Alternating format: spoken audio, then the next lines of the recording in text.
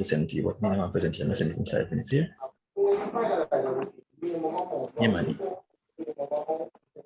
Yeah, man. I know. Right, I know. But no, what it's just but 11:30. Yeah, because I'm doing presentation. Sorry, guys. When your head office calls, you respond, right? Got it. Great. Are you seeing my screen? But I guess I have to. Yes, Yes, sir. Yeah. Oh, but I need to. Yes, sir. Need to go to slideshow, right? Let me just get that quickly. Slideshow.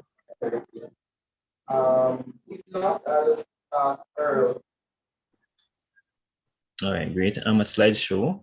So from beginning. Is it better now? It's more upfront now? Right. Great. I think it's better now, right? Are you seeing it clearly now? Great. Yes, sir. All right, great. Feel free to open your microphone and respond to me. All right, great. All right, good. So as I say, it's a simple presentation. It might seem a whole lot, but there are a lot of pictures in it, and you will really be able to just visualize some of the things. And I know a lot of us would have, a lot of these Club IT students, leaders would have been aware of maybe a few of these methods. I want to acknowledge all my other colleagues on the platform. I'm not monitoring the chat nor the listing, but I just want to acknowledge my other colleagues who are on, if they're on, especially senior managers. All right, great.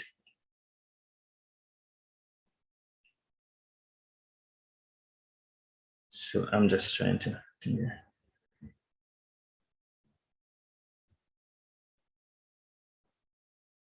oh, he's not responding. I'm hearing you now. Yeah, you're hearing. Yeah. Okay, great. Yes, I'm just hearing you. All right, you weren't hearing me all along? No. Oh, you're hearing me now. Okay, Yes, great. So how do I screenshot that? All right, so the objectives of this presentation, the objectives are basically to define the term farming, backyard gardening, the difference between gardening and farming, the different methods of backyard farming, understanding sort of the importance of record keeping, of course, the benefits of farming, backyard farming, that is, and of course, some approximations in terms of prices, etc. That may be a little bit obsolete now because of when this presentation was really prepared, but nevertheless, we can have a discussion around that. I want you to feel free to participate, to open your microphones and respond and participate as best as possible. I don't want it to be a one-sided affair. All right. I don't know what is happening, why it's taking me so long to move my screen, to move my presentation. It is taking forever to sit in there to move a slide. All right, let me try that again. All right.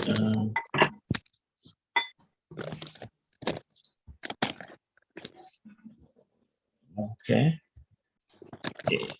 It's moving really slow. Why does it take so long?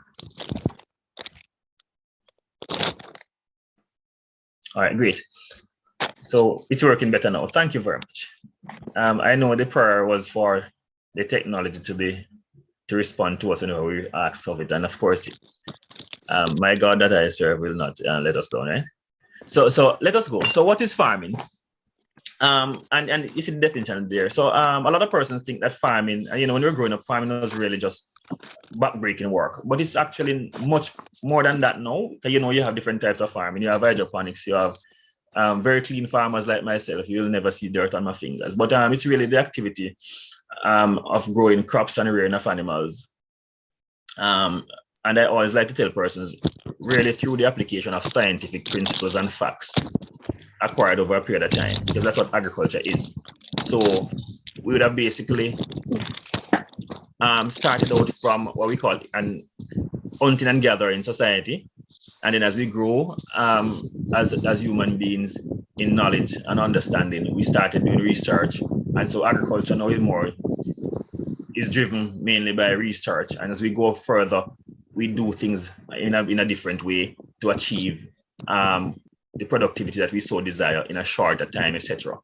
Again, because of world population, so it is really the business of growing crops and rearing animals based on research and the application of scientific principles and facts that have been acquired over an extended period of time.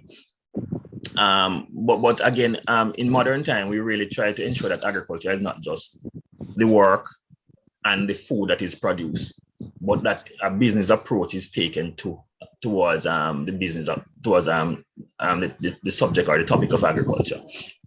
Farming is basically under agriculture, and it provides food and other byproducts of the agriculture.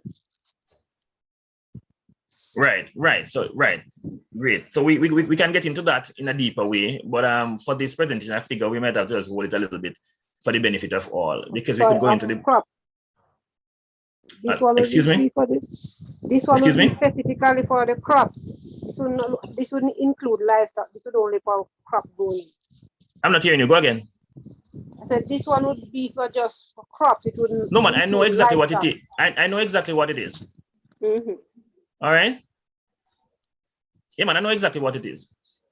But in introducing it, I want persons to be aware of exactly what agriculture is, which is the growing of crops and the rearing of animals through the application of scientific principles and facts acquired over a period of time. And we could have gone into the branches, etc. But I don't want to do that today because it's not a PhD class. But I just wanted to lay the foundation, if you'll allow me.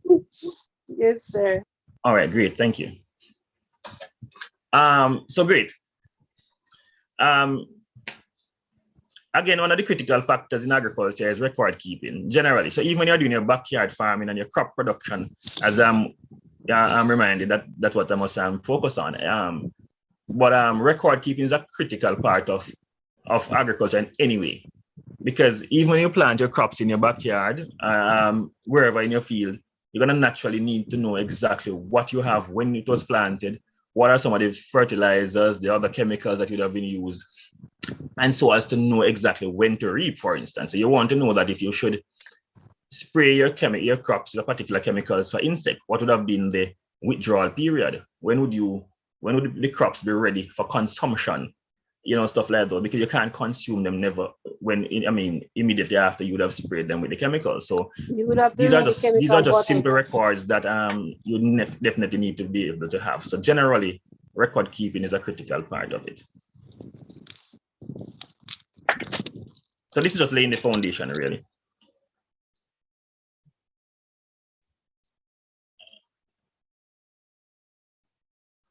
Again, my computer is responding very slow to the thing there. All right, great. All right, so one of the things I want to also zero in on, because we have persons from different parishes, we have persons from St. Catherine, Portland, and of course, Kingston and St. Andrew, the corporate area, St. Thomas. I want to also look a little bit on containerized gardening. And why would you want to do containerized gardening as opposed to larger open field agriculture? Why? It has to do with this. Sorry? Sir. Sorry to interrupt. Mm-hmm. Can you go a bit slower because I'm 10 years old from Water Valley Primary School, St. Mary? Right, so slower in terms of speed of talking or the content? Speed of talking. Okay, great. All right. So what I'm saying, we'll be looking at some amount of containerized gardening because there are some persons on the platform who are really living in the corporate area. So they don't have the land space, etc., for regular open field agriculture, right? So they can't do a lot of things that the other persons in St. Thomas, Portland, etc., can do.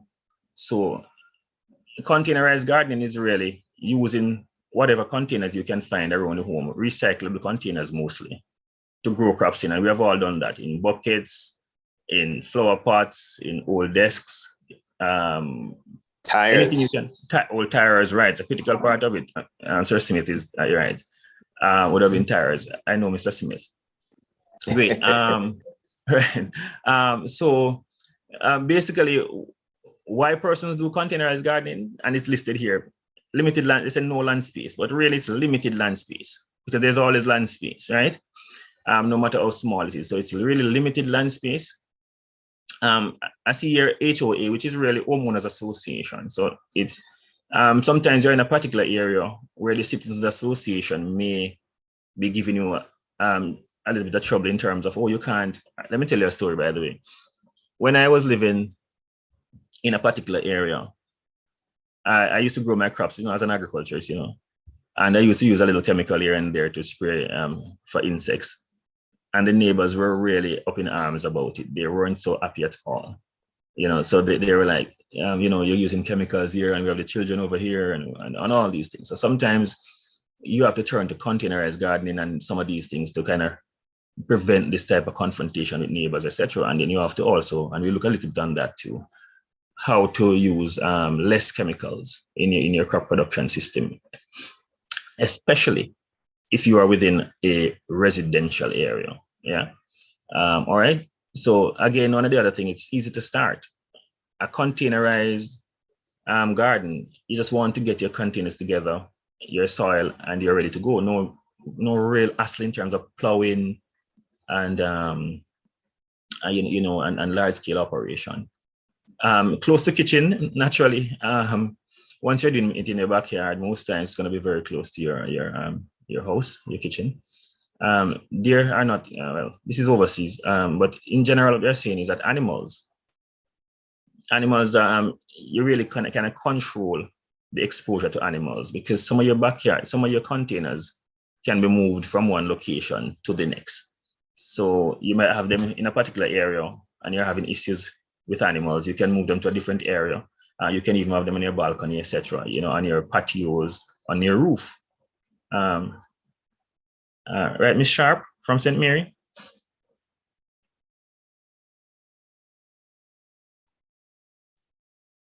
All right. So yes, sir. Great. I love it.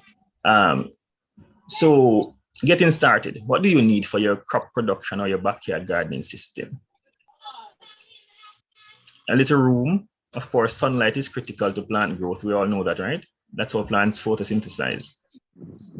Right? That's how plant makes their food. All right. Containers. So we're looking at a little bit on the containerized garden aspect of it. Your growing medium, which is your soil or your potting mix. And I'm gonna discuss that a little bit as we go further, as well as to how do you create a potting mix using the particular ratio. Water, very essential. Nutrients, and of course, TLC, we call it tender loving care. Just the attention that you give to your plants. A lot of people who do ornamentals, flowers, will tell you that you have to talk to your plants, you have to talk to your flowers. Anybody in here ever talk to their plants? Miss Maraj? I do it regular, Judith. I do it regular. Judith, right? You talk to your plants. My mother does. Your mother does. Okay, and they respond. The plants respond. Sometimes the leaves move. Oh, and it's not the wind. I assume so. Sometimes waters the breath. Not to die. Right. Somebody else was saying something. Go ahead. So sometimes it's a breath. I hear that. Hold on, one at a time. Is it Judith speaking, or no, I heard a male voice? It's Rupert. Is that Smith? It was Judith speaking. I was saying sometime I will talk to them and say, or a pan here that I can get something to eat, and I will see the leaf moves. Right, in acknowledgement that you really need to get something to eat.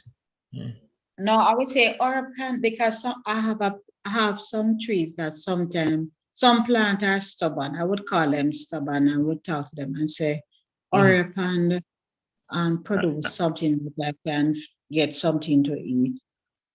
And the leaves move. You see the leaves move afterward.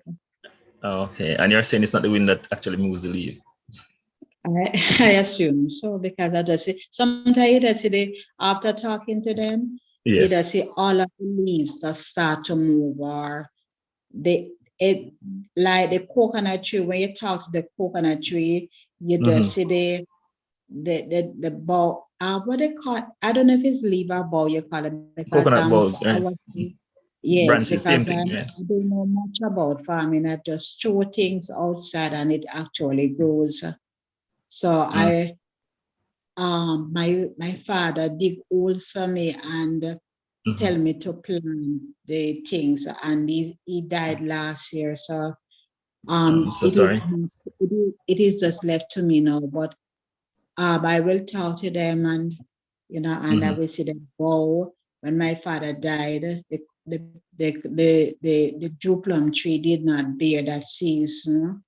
I would have to, and so I was saying that I don't know if the tree was mourning for the death of the father, but it didn't bear. But this year it started to bear. Okay, thank you. I wanted to hear Mr. Smith though. Mr. Smith was saying something, and I'm certain he had some contribution. No, just being a little cynical when I said when she talk, it's a breath. That moves the leaves. The ear that moves the leaves. Right. But one other thing, Mr. Smith, is that I think we need to do some research on that to see whether or not it's really scientific in any way, that you can really talk to the plants and see what happens. I've heard persons talk about it all the time, and I actually take it for a joke. Some people use music therapy. Music therapy. Yeah. Missing. Okay, and just you won't see the plants moving, but you'll actually, by looking at them, you'll notice that the plants look better. They look more robust, more green. They look more healthy. All right. So, Miss Thing, you know what happened? I know, for instance, in animal production, in dairy, for instance, that when you play music for the animals, and it actually stimulates the letdown of milk. So the animals produce oxytocin, and oxytocin is the primary hormone responsible for milk. For milk, yeah. Milk letdown, right? And I know when you play music, and I hope my little friend from St. Mary is following.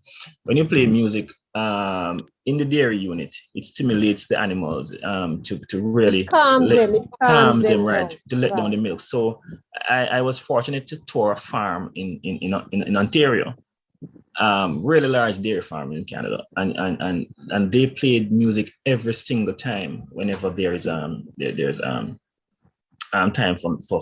the animals to be milked. Yeah, so I guess there is some merit in all of that. So, all right, as we move on. Great. So, all right. Again, I'm telling you, I don't know why this moves so slow.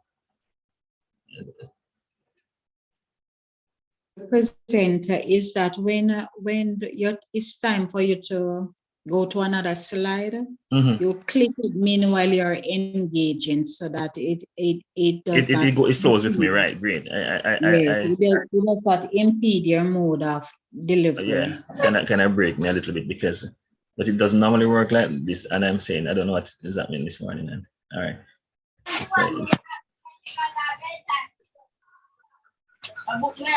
it's not a very long presentation. It's just that we have some pictures that I want to show you.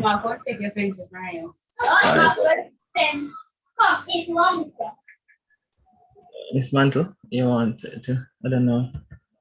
Okay. Oh, wow. Okay, great. So it's working on it. All right. So how to start a backyard garden, guys? It's really good to start small and then to fit the pieces together. It is also good, a matter of fact, to first of all think about what you want to grow. All right. So people like to grow the things that they like, the vegetables that they like, the everything. So once you decide on that, then of course you select your space and start small, and you can grow your garden a little bit more as you go along once you have the space or the containers.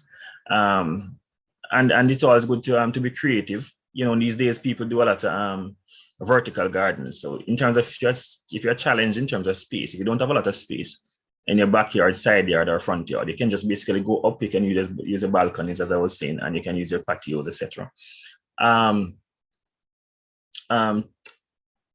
Basically, this is what I'm saying. Choose a vegetable to grow, what, when, and where to plant, maintenance, and harvest. Maintenance is critical. A lot of persons would basically plant things and then not maintain them. and yet they expect to get the results. No, everything in life requires maintenance. And of course, naturally, what they like to do is to harvest, really, but not maintain. But all of those are critical when you're planning your vegetable garden. Correct seeds, you have to ensure that the seeds are viable, get them from good sources. One of the things I always say to persons, especially that we're discussing this now, is the fact that back in the days, you all know, and maybe Miss Ting can back me up and the other guys, that the seeds we now get are not the same. Most of them are modified genetically because we want the crops to come in at a shorter time. But did you guys know that back in the days we had those plants like the red corn? Is it the red corn or the yellow corn? Those corns and those seeds, when we store them, people used to store the seeds to plant their new crop another time. And they used to store them in containers with black pepper or pepper and stuff to prevent the weevils from eating them out. And so we were getting the real. And they used to store it with ashes as well. Right. So and we were getting the authentic stuff. Now we're really getting, you know, things that will come in a shorter time. I was listening to a radio Hybrid. program. Right, hybrid, but hybrid is not always good. I was listening to a radio.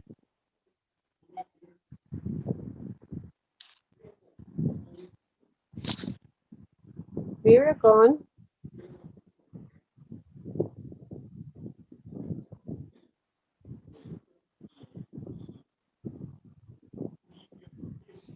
Not hearing you, Dwayne. Okay, I'm hearing now. So Dwayne gone, but we can hear each other. Guess. Seems like sir, internet is going.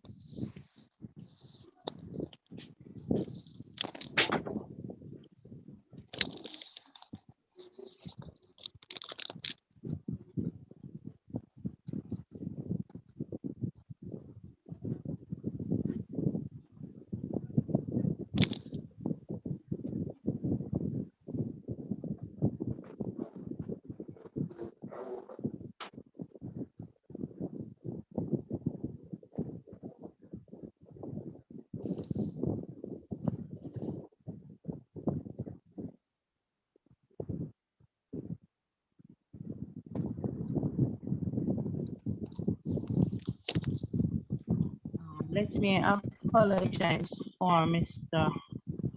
Moody having technical difficulties and challenges. Please bear with us.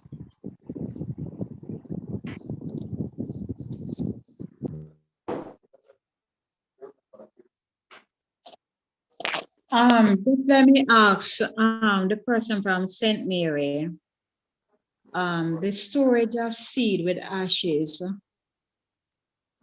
like the ashes that you get from the coal pot, From the wood fire.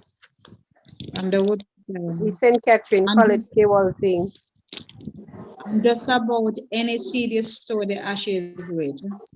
Yeah, because I think it's a sort of hash thing, you know, just like the pepper, and it would keep out weevil. That's what I used to say.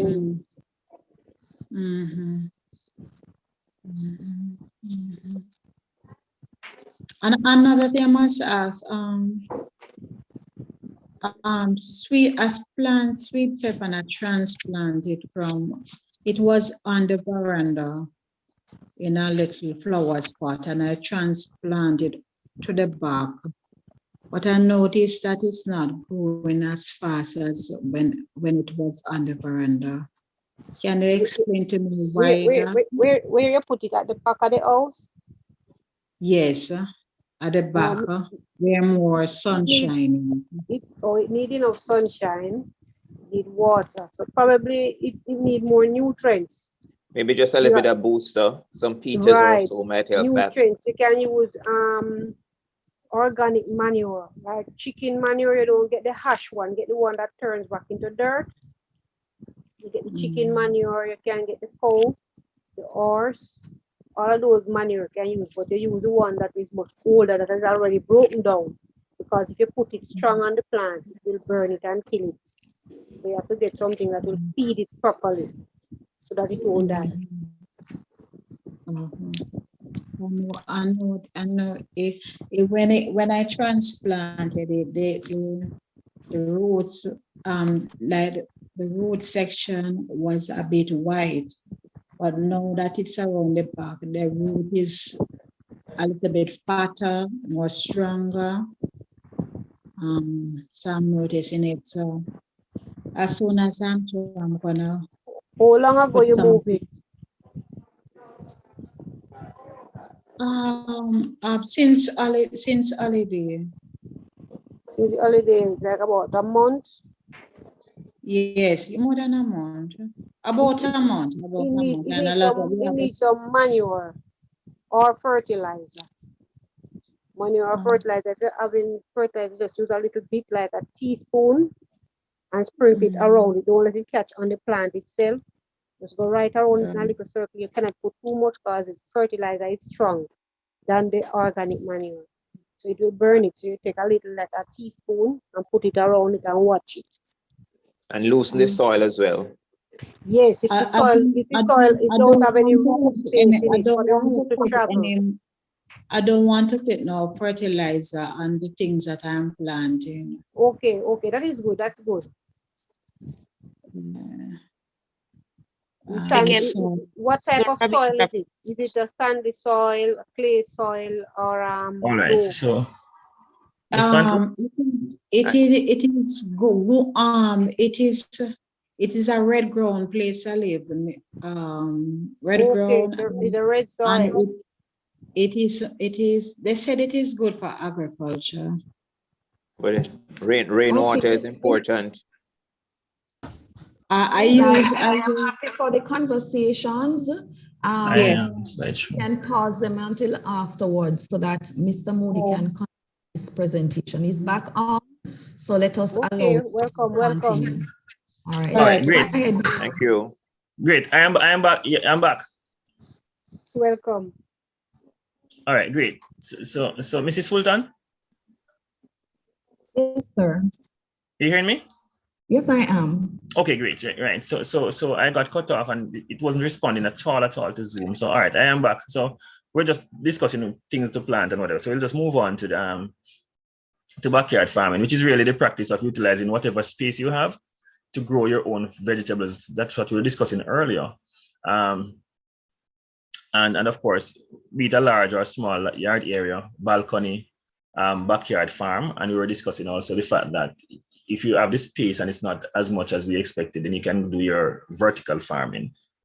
So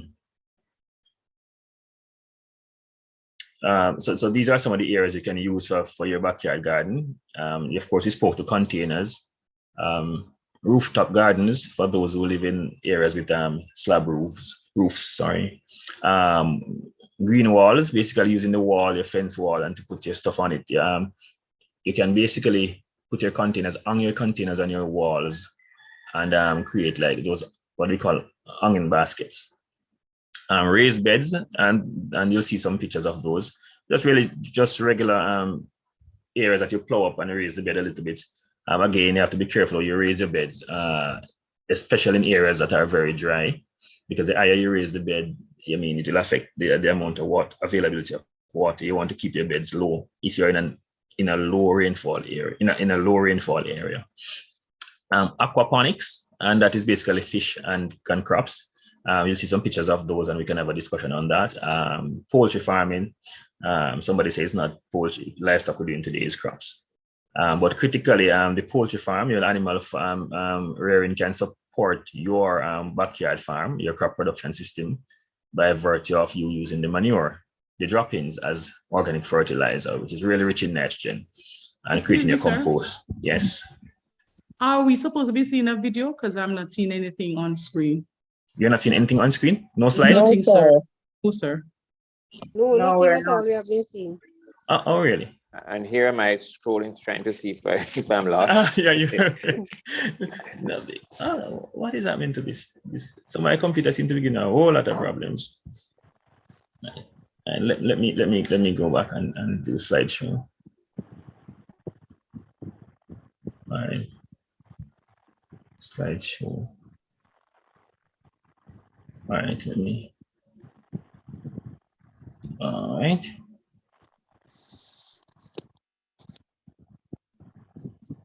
Let me go back to sharing again. Maximize that. All right, maximize that. Let me go back to sharing. Share. All right. All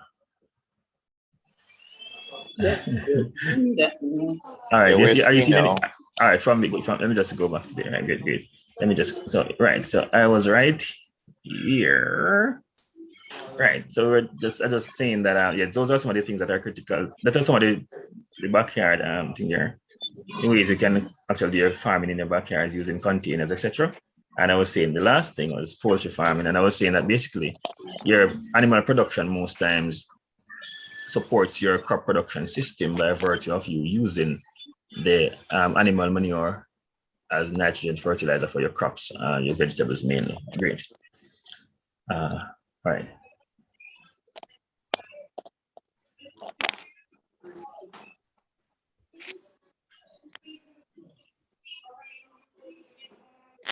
I keep on having issues in, okay, great. Good, so this is basically showing some raised beds. So if you realize on the picture to your left, bottom left-hand side, you see where that's a raised bed using board to create, like, confine the area and to put soil in there for crop production.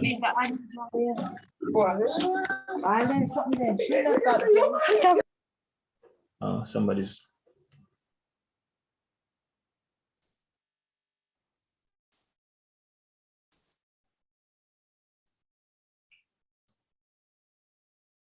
So the raised beds are really just you just plowing up your soil, and of course you can confine the area like what the guys did here. They when I was working in St. Thomas, a friend of mine or his wife used blocks, construction blocks, to create like a seed bed area, raised bed area, put the soil in there. But guess what she did? She also used the pockets of the block to put soil in there and to grow vegetables in there, especially carrots. So think about it. So she's growing vegetables. That is what I'm doing now. You're doing that. So you right. tell us how you do yours, because I was going to explain how the lady did hers. So go ahead and tell us. All right. Somebody came here and they put the blocks together and they get soil from elsewhere, red brown soil, and put it blocks.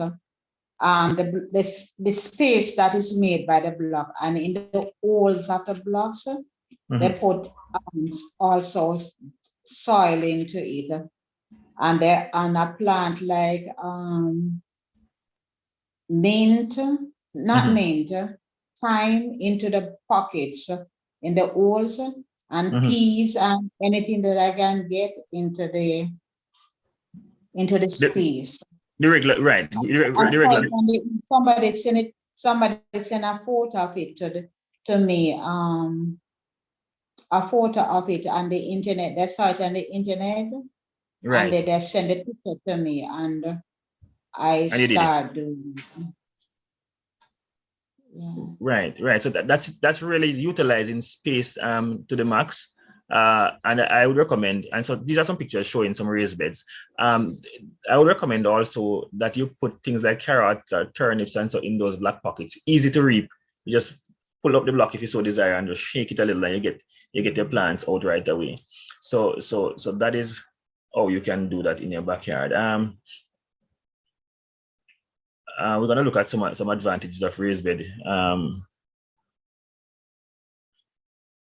You have improved your drainage, ease of access, easy weed control, less soil compaction, reduce soil erosion, increase production. So once you have your stuff in the raised beds, well put together, then of course you're able to control weeds better. The soil not be compact as much. So your soil must be properly aerated and refined for growth of plants. All right, and you'll have to actually increase your production.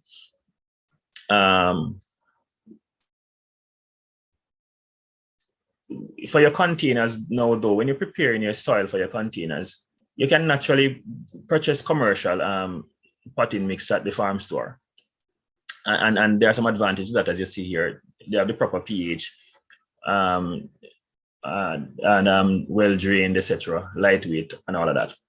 But you could produce your own at home by using sand, soil, and manure in a ratio 2 to 1 to 1, as you're seeing on the screen. So 2 parts soil, 1 part sand, and 1 part manure or organic matter. And once you mix that together, you basically have a perfect potting mix to put in your raised beds, to put in your pots. And a lot of persons will grow ornamentals, flowers. And you sometimes you keep your plants in pots forever and never repot them. It's never ideal. It's like you have a bag juice and it's frozen. And with all the sugar and the syrup in it, and you just continue to suck on that ice, you remove all the flavor. And then it's just ice there. You don't want that anymore. And it's the same thing when you have your plants, your vegetables in containers. They'll use up all the nutrients that is in that little space in the container. And that is why you have to re-pot your soil, your plants, or add other forms of nutrients to it, fertilizer to it, and organic fertilizer in this case, because they're trying to promote organic somewhat. But your potting mix, and when I say 2 parts, 2 to 1 to 1, and we all do ratio and proportion in school.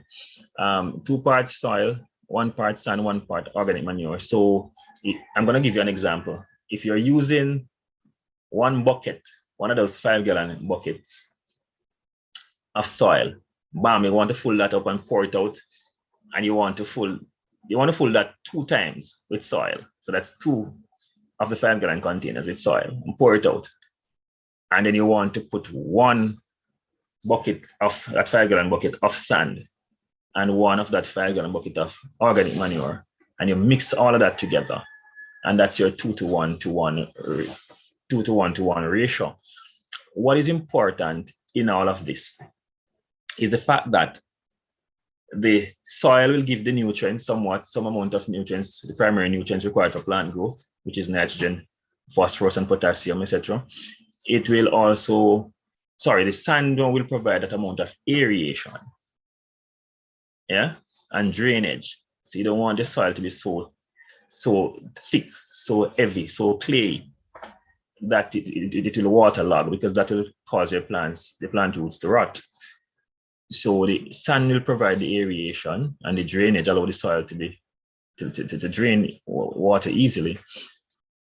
And the manure or organic matter, so it can be poultry manure, rabbit manure, it can be leaves that have been broken down, dried leaves from your compost, wherever, and you put that in there, and that will also provide your major nutrients, to include nitrogen as well, because as you know, organic manure is rich in nitrogen, which is important and critical for plant growth, especially for leafy vegetables that you want to grow.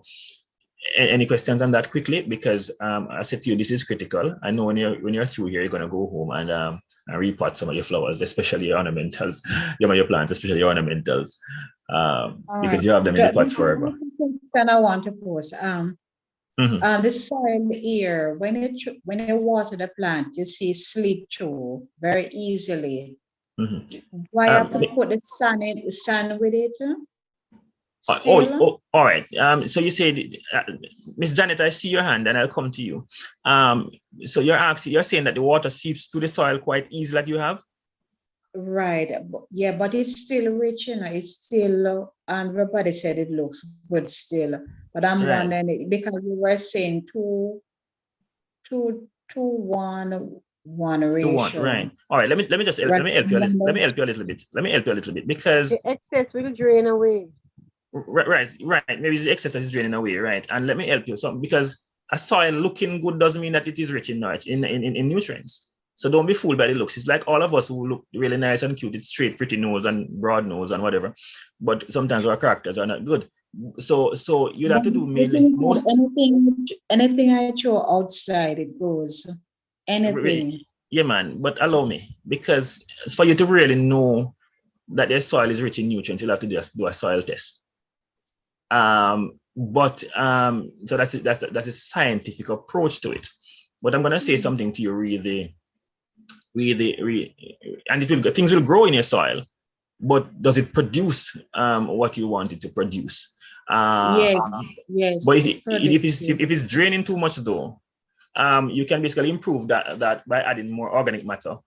So maybe your soil is really kind of sandy soil, and sandy It's soil a will red allow clay. drainage, right? It's red clay. It's red ground. Right, yeah, man. So whether red or brown, it can be sandy. So what I'm saying is add some organic matter to it to kind of improve the water holding capacity. So the same organic matter, manure, the broken down leaves and twigs, you can mix that in your soil and it will help to retain the water a little bit more if you think you're having that challenge. But it's not always good to try and retain a lot of water, because as somebody just said, it might be the excess that is draining out. And you might want, and you don't want to have a case where there's water logged. So you have to be very careful. Anyway, let me take Miss Janet, your hand was up. Sir, good afternoon. Right. Afternoon. Is it afternoon now already? Oh, it's morning. Sorry, Still sir. morning. Right. All right. All right, sir. So good morning. What I want to find out is with the manure, right? But you said we have 2 to 1 to 1, right? Yeah, the ratio. Right. Right. So we can use like chicken manure, right? Yes. All right. Now, why is it that when you put chicken manure with the plant, it actually kills the plant? All right. Because I try to mix it in it, and I don't know. It just kill it, burn it down. All right. Let me respond. It's right. It maybe it's not fully broken down, so it's too strong. So just like regular synthetic fertilizer that you purchase at the farm store, that can burn your plants if you put it on it because of the chemical component. If you just go ahead and just put the goat manure or the poultry manure on your plants, it will certainly burn it down. So it has to be properly broken down, or properly, or it's not. You don't want to place it too close. If it's not properly broken down, so it's just as simple as that. What I did was I mixed it in the soil. Yeah, man, but you mix it in the soil and put it right up on the plant root, and it give you the same effect. Oh, you know what I so mean? How long does the chicken manure take to break down? All right, it depends on the condition. So if you have it in a compost heap outside, if you put it down outside, naturally, with the buildup of heat and micro and macroorganisms in there, within 3 weeks, you might be able to collect some amount of well broken down areas. So the top section that is exposed may not break down fast as the middle and the bottom section of it. So within about 3 weeks or so, you should be able to get some of that can be used. But as I said, I don't recommend you just go and throw it on it, because what you realize, when you have your poultry manure or anything like that in a heap, if you put your hand in there, it will be very warm because of the activities of microorganisms breaking it down. And that's one of the reasons you get the results you get when you just throw it on the plant root. Okay. All right. Yeah. Another question, sir. How do you do a soil test? Right. You'll have to call in somebody from the lab or take your soil to a lab. I know this sugar industry does a lot of that, but we at the Forage Club, we are promoting some simple pieces of technology that you can do a simple soil test at home by collecting some samples and use some reagents and some other things. Just put in there, shake it vigorously, and it will give you a reading, be it that, whether it's medium, low, or whatever. But generally, a soil test will have to be done at the lab. That's how we do it here in Jamaica. Okay. Another question, and that's my last. So before you go, somebody wanted to say something. I think it's Mr. Smith. You're hearing me? Yes, I'm hearing you. Yes. Yeah, as it relates to the manure, what we normally would do, take it and you beat it finely and put it in the outdoors on whether bags or plastic or zinc sheetings. Give it some exposure to both rain and sunshine for a 2-week or so period before you use it. Right. That is when you would incorporate it now with the soil and the sand. Right, indeed. So Ms. Janet, you got that, right? Yes, sir. Great. All right. So what type of sand now would you mix with the soil? Well, when you say sand, naturally, so a lot of people think you have to go down to the river to get a whole lot of sand. But if you even get some sandy soil in your area, that would be good. But generally, when you're doing the potting in a commercial situation, we'll use real sand, as in sand that you can get from like a river setting or so. So can you buy it from the hardware? That type of thing can use? Well, yes. No. The truth is, it can be used. You know, but because you say go and buy it, I mean, I think you should be able to get sand around easily. You know, but that sand can be used. Yes. I see a hand quickly. The clubite from St. Mary. I think I saw her hand up a while ago. All right. Was it? All right. Okay. I guess. Thank you, sir. Not a problem. All right. We're gonna move on.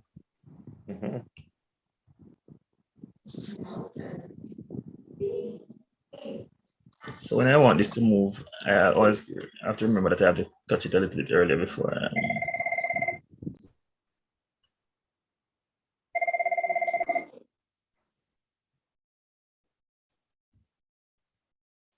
Why is it not responding though? Yeah, man. Afriana Sharp, you raise your hand. Yes, I was asking you to go ahead with your question. Sir, the soil has to be thick or else the roots and the plant won't stay up. It has to be? I didn't hear you. The soil has to be thick or the roots and the plant won't be able to stay up. Oh, well, when you put plants in a container or even in the soil, what you do most time is to press it firmly around the root of the plant. Press the soil firmly around the root of the plant, and that will help in terms of keeping it anchored properly until they're fully established. So that's how you do it. So it requires staking. Right, and as Mr. Smith is saying, some may require you just putting a stick in there, stick it and just tie it onto it a little bit for support. Mr. All right. Moody, can I answer that one? Sorry? Can I answer that one as well? Yeah, man, go ahead. The container plants, depending on the root structure of the plant, then you choose a container for that purpose, because there are some roots that are fine like thread, and those stays on top of the soil. And there are some root that goes deep into the soil. But depending on the size of the root, it will anchor properly in the soil. Right, and just to add to that, right? So you are correct in terms the size of the container is critical. So if you know that your plants will basically is not shallow rooted, then you have to get basically a larger container that can accommodate the root mat as well. Right, great, excellent contribution. So, which plant can plant in which plant is best to plant in the sandy soil? All right. Again, it depends. So what I was really saying is that sandy soil. We're talking about the combination of to make the potting mix. But if you're asking about plants that grow in sandy soil, a range of plants can grow well in sandy soil, or what I would call sandy loam, which is ideal for most vegetables. All right. So these are some containers, plants in containers. So you see it on the left there, tomatoes, etc. On the right, you see strawberries. Strawberries seem to be a big thing. So these are just showing you areas where you can just put your containers. As a matter of fact, most of these containers can be purchased. If you realize you can purchase these containers at your farm store. You don't have to do that. You can do it with used stuff. But this is just showing some containers there and plants growing and growing successfully too. Sir, so yes. is that an example to plant in sandy soil?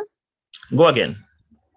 Is fever grass an example to be planted in sandy soil?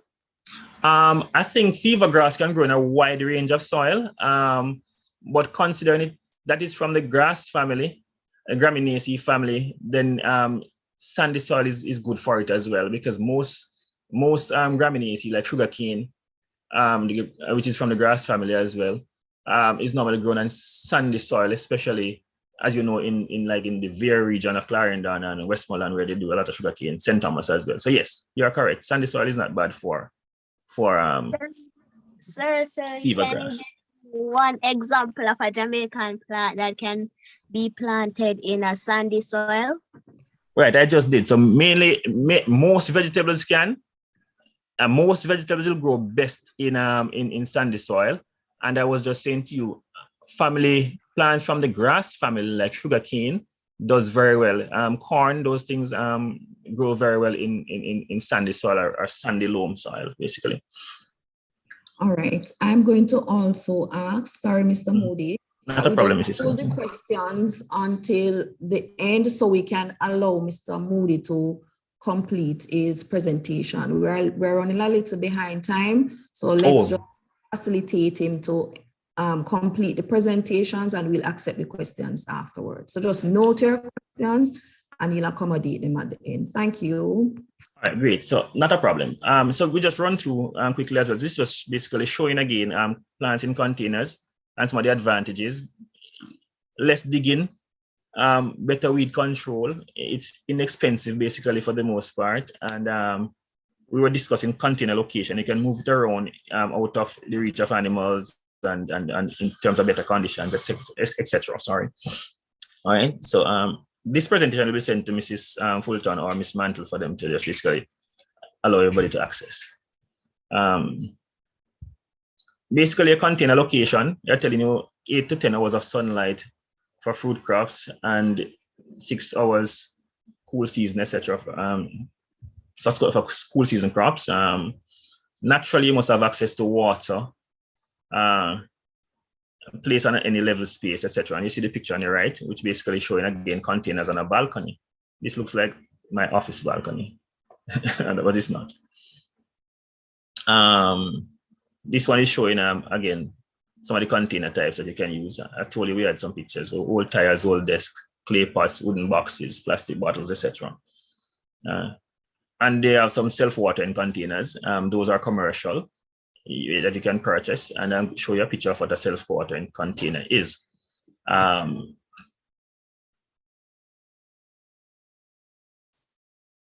Right, so this is what a self-watering container looks like.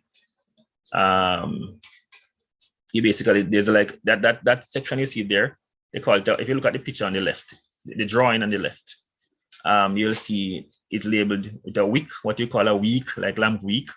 It's a wick, W-I-C-K. And there's a water reservoir at the bottom there. That's where the water will settles. And then it will go up through the wick, or the wick as you call it, and go up to the plant roots. So those are really commercial pots that you can purchase. So, and that is ideal for persons who may not be at home quite often. You use those for your containerized gardening.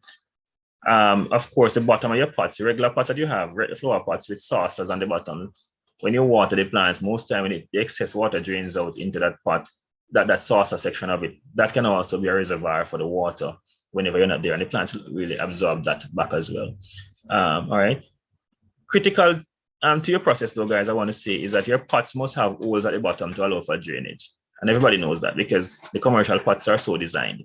So when you use your makeshift containers, you want to ensure also that you punch holes in the bottom of them for drainage.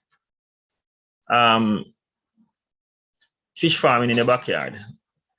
And again, the Jamaica Forage Club is promoting aquaponics, where we grow fish and vegetables in a system where the droppings from the fish is basically used as organic fertilizer again for the plants in a gravel bed system. So you have, for instance, an area with gravel or 2 tanks with gravel and 1 tank with water and the fish, and a pump, submersible pump that pumps the water from the fish tank into the gravel bed with the vegetables that are growing in there. So the gravel will act as anchorage for the plant. So you don't need the soil, so no soil.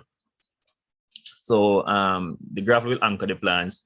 The water will pass through the organic waste from the fish, the plants will absorb that nutrient, those nutrients, sorry, and then it goes back into the tank to the fish. So it's a complete system. All right, and it's organic, as I said to you. So just like you use the poultry manure to fertilize stuff, the fish manure can do the same in the water, in an aquaponics system.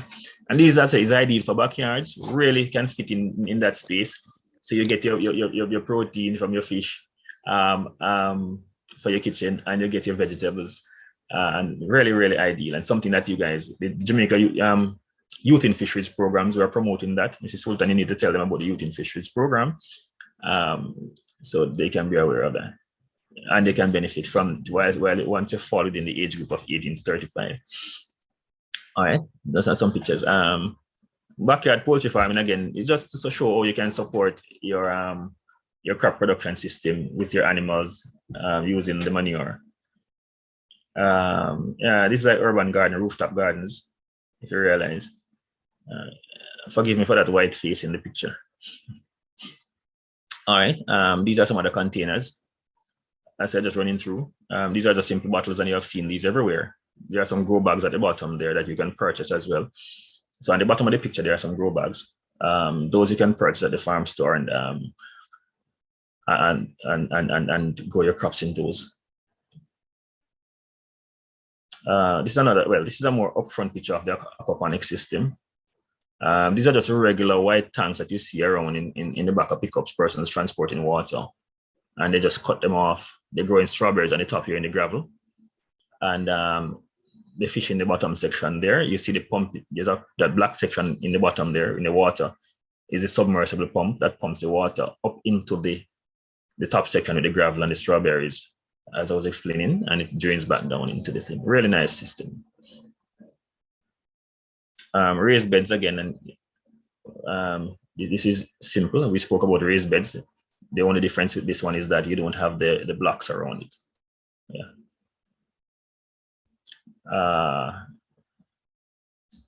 Another set, well, we spoke of this one as well with the blocks.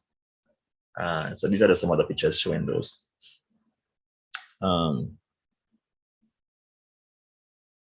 Is backyard garden farming profitable?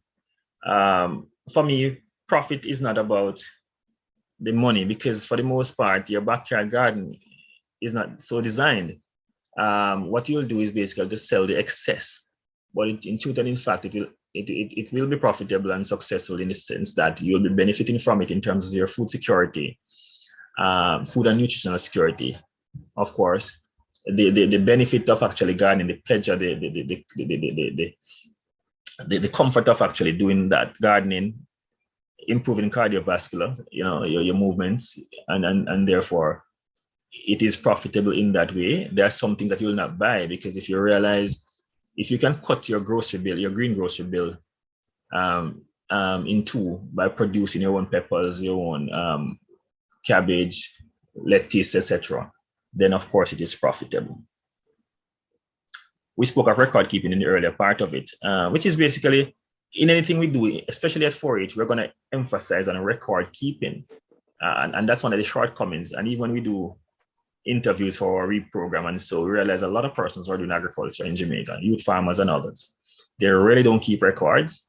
So in anything we do, we have to emphasize that record keeping is critical. And that's how you're going to get through. Know where you are, what you're doing, when to plant, what to plant, how to plant, and whatnot. And as I say, if you're doing commercial operation, naturally, if you're going to access loans or you're going anywhere, persons want to say, what do you have to offer? What is happening to your business? How can we assist you? And why do you want our assistance, etc., if you're going commercial? And that is how important record is. All right. As a matter of fact, I want to say to you in a simple way, if you're rearing animals at home and you're not keeping proper records, then naturally you're going to have animal inbreeding, because animals that are closely related will be mated with each other, and you have problems where that is concerned in terms of the progeny or the offspring. All right. All right. Let me just. So basically, that's what I would say about record keeping. These are just some projected prices of farm produce, and these were from some time ago. So let us not worry about these prices. All right. So that's basically it for the presentation. I want to just thank you for listening. And I am, as Mrs. Sultan said, will open for questions now. I think Michael Artie has his hand up. Yes, and I'm using my wife's phone. I'm using my wife's connection. Okay. Cassandra, she's on. But it's still Michael though. So you just frightened me a while ago because sometimes I mix up the word Michael with Michelle. Oh, yeah, man, it's Michael. Okay. Yeah, Michelle is a female variation of the name Michael. All right. All right. Two things quickly. Mm-hmm. The link, there was a link in one of your slides about where you got the information. Right. Yeah, the one before record keeping. Mm-hmm. One before that. But the second question probably would make the first one redundant. Is there any way I can get a copy of this presentation? Oh, yes, man. I just said that I will send it to Mrs. Fulton or Miss Mantle and they'll make it available. I'm going to email it off right away. I wasn't paying attention, teacher. Sorry. No, and please don't be sorry because I didn't mean that in a bad way. When I said, all right. So, no, man, I didn't mean it in a bad way. Sorry. Yeah, all right. And I did like the presentation yesterday. We thoroughly enjoyed it. That's a caller. Yeah.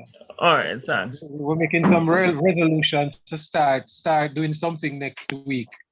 Yeah, I think this will give us the impetus. Thank you. Man, thanks.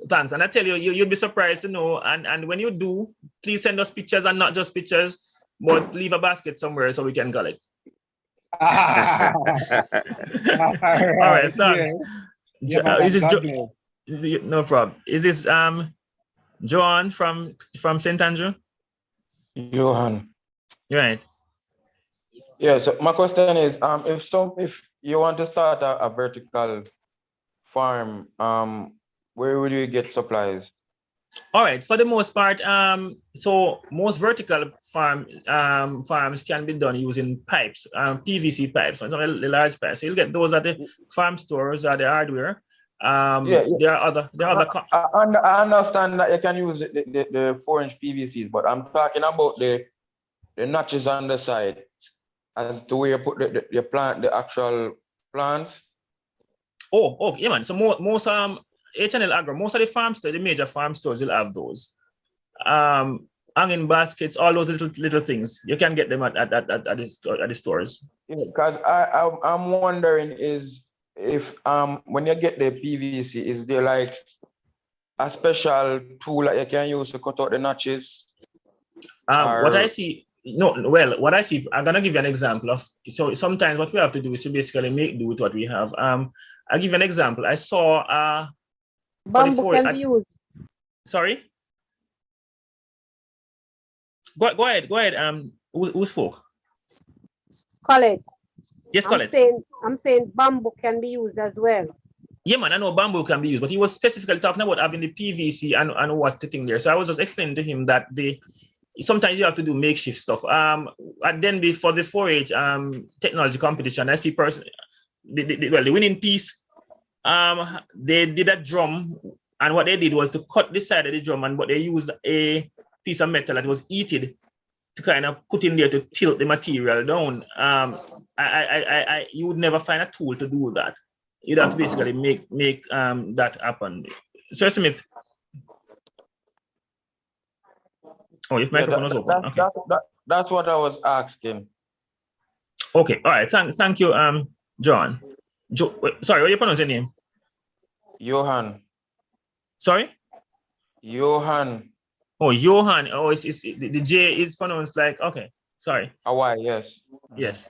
All right, thanks. Johan. All right, any other question? It's the same thing.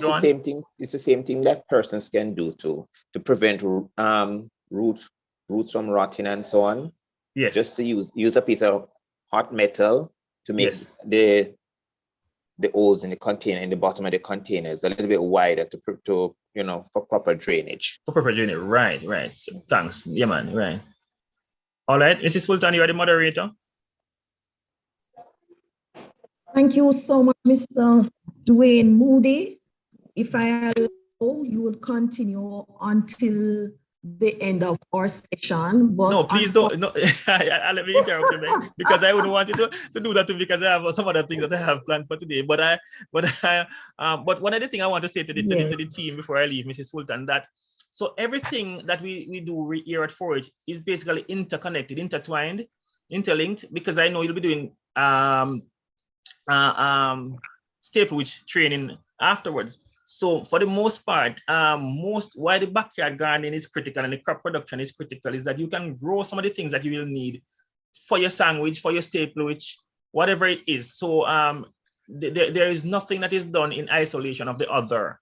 So it is critical. When I'm making a sandwich or whatever, I can just jump outside and grab a leaf of lettuce, wash it off. If I'm doing some green juice or whatever, grab some spinach leaves. And these are things that grow so easily in your backyard.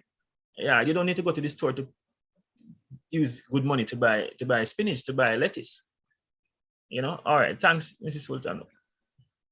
Really appreciate that. And as part of our aim and objectives of this course is actually to show the link between our agriculture and also our value addition. So, what do we use these primary products to do? And this is so concretized here. So thank you so much, Mr. Moody, for your presentation. It was well received.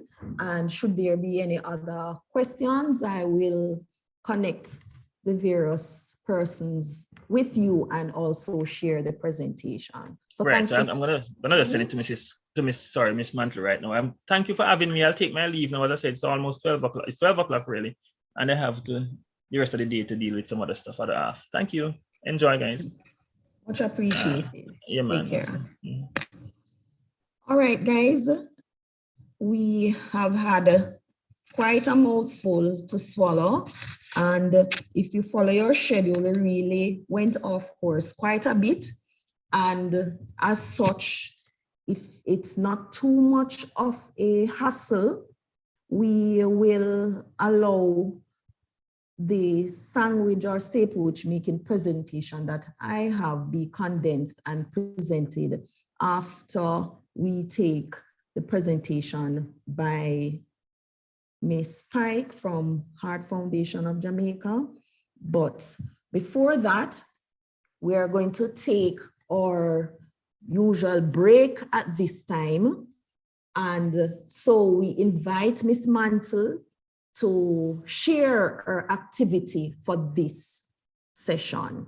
Miss Mantle.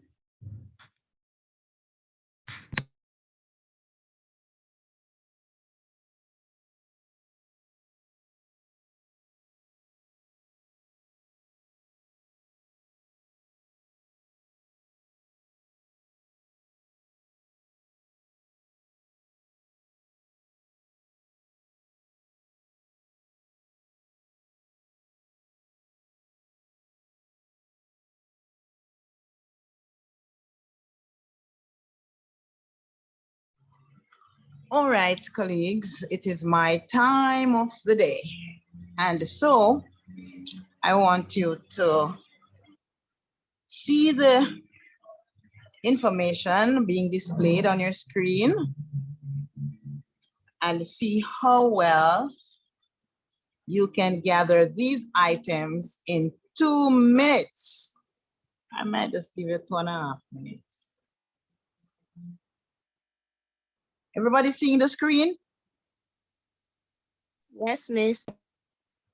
Okay, so we have here a hat or a cap, mouthwash, whether it be bottled mouthwash or the spray one, a Bible, a book, a pen, a white top, a black bottom, be it pants or skirt, a comfortable walking shoes, a bottle of water, crackers, whether it's been national crackers or Excelsior crackers, and $1,000 bill. So I want to see who can gather those items in 2 minutes. I know some of them start gathering them already, you know. I know some of you start gathering them in 2 minutes. So on the ball, let's go. 2 minutes.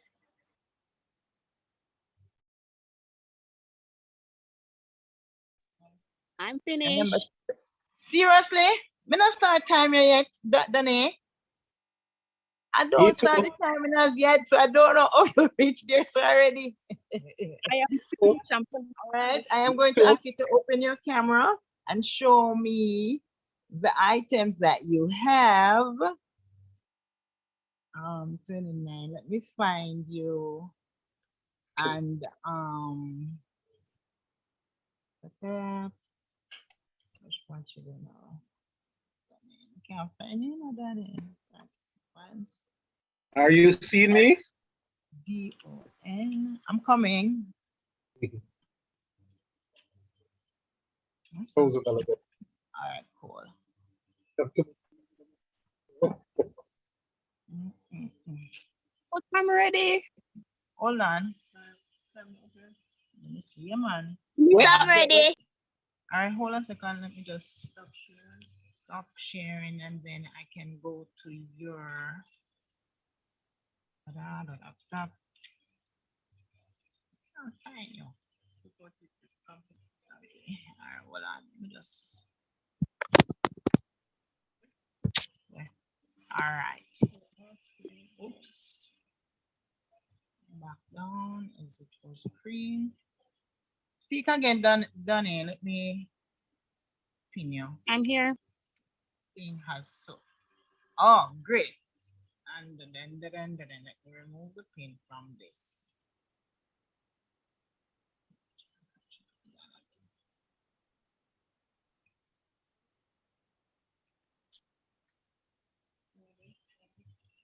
All right, so let us see the hat. Let us see the hat. The mouthwash. The Bible. The book. And the pen same time. The book and the pen, great. A white top.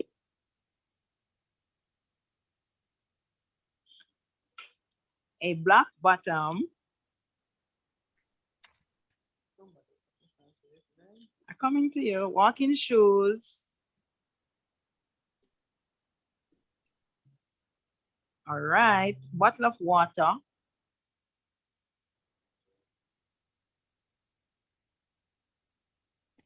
Okay, crackers or biscuits. There's somebody else sharing with me. All right, Michael, I see you. There's another person. Oh my God, it's so much of you. Oh my, okay. All right, so I am at, well, I wasn't seeing Michael and Afriana, so let me just finish with Donnie and then I get to you. I'm at the crackers and the $1,000 bill. Yes, I want to, okay, the $1,000 bill now, Donnie. No, $1,000 bill. No, Danny, please. Don't have a hard one. All right, I see you have your $1,000. All right, so Michael and Afriana, we're going to be starting over so that we can see all the items. Is there anyone else who wish to show me what they have, all the stuff that they have gathered? Listen, are you ready? All right, I'm adding everybody because Mrs. Only a $5,000 bill I have. Oh wow. My, right here, but I want only $1,000. All right. So can I use two $500? I am got no man. I need $1,000 bill, but 500 is good. But oh, okay. All right. So let's go. Is there anyone else? Is there anyone else who want to show me what they have gathered? Right. I have my mouthwash. Michael, Afriana, Listen, and that is Nick Kolika. Is that it? They don't. I got my Bible.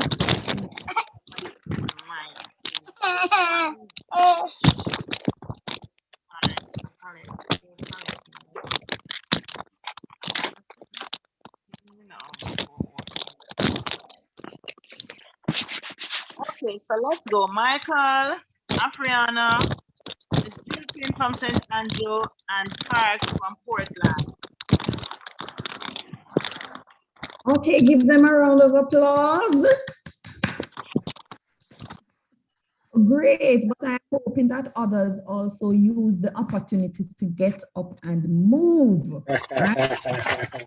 I am hoping you did so. Nonetheless, thank you so much, Miss Mantle. We enjoyed the activity and we resume to our regular scheduled program. I just want to thank the participants for participating. Great. All right, guys. We are energized to start the next session, and we are fully happy to have on board with us Ms. Pike, who will be presenting the next session. So we are going into, as we said earlier, showing the various links between agricultural value addition and, of course, healthy lifestyle. And in so doing, we want to introduce Ms. Rosanna Pike. Rosanna Pike is the Health Education Officer for the Global Health Advocacy Project within the Heart Foundation of Jamaica. Rosanna holds a Bachelor of Science in Dietetics and Nutrition from the University of Technology, Jamaica, specializing in nutrition education, nutrition counseling, food science, biochemistry, clinical, sports, and community nutrition. She later developed a strong liking for public health sphere through community nutrition and health promotion during her latter years of university and while working with her team at the Heart Foundation. This has inspired her current pursuit of a master's degree in public health. Rosanna uses her positive attitude and tireless energy to encourage others to work hard and succeed. Rosanna is inspired daily by her diligent partner and mother. In her free time, she likes to dance, practice yoga, and build on her vocabulary as a past national spelling bee champion through reading. So at this time, I welcome Ms. Rosanna Pike to our platform and hope that you will truly be inspired and educated from the session that she will share with us. Rosanna, over to you. Hi, good afternoon, everyone, and thanks for that introduction, Mrs. Fulton. Just to confirm, you guys can hear me clearly, right? Yes, miss. Yes, Okay. yes, miss. All right, Yes, we great. Yes, All right. loud and clear. All right, perfect. And I'm glad that you guys are so attentive. So I hope that you are going to be very receptive to the information that I will be presenting to you, as well as interactive. So please pay attention as we go along. There will be two sections where I will be asking a few questions based on the information I will be presenting to you. And of course, persons who answer correctly, the first persons who answer each question correctly, you will be receiving a prize courtesy of the Heart Foundation of Jamaica and the Jamaica 4-H clubs. All right, so it's my pleasure to be here. Let me just pull up my presentation so you can see.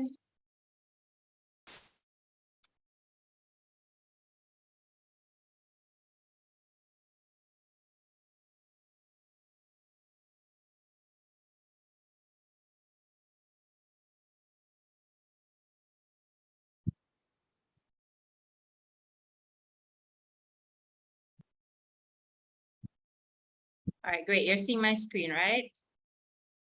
Yes, miss. Okay, Yes, miss. perfect. All right, great. Yes, So miss. today, the title of my presentation is very short, and I won't, be talking on and on. I won't be doing a very long and boring presentation. I'll try to keep it short and to the point, and I'll use terms that you guys can understand as we go along, all right? And at the end, you can ask any questions you would like. So today we'll be talking about eating well and being well, and we'll be focusing mainly on our fruits and vegetables.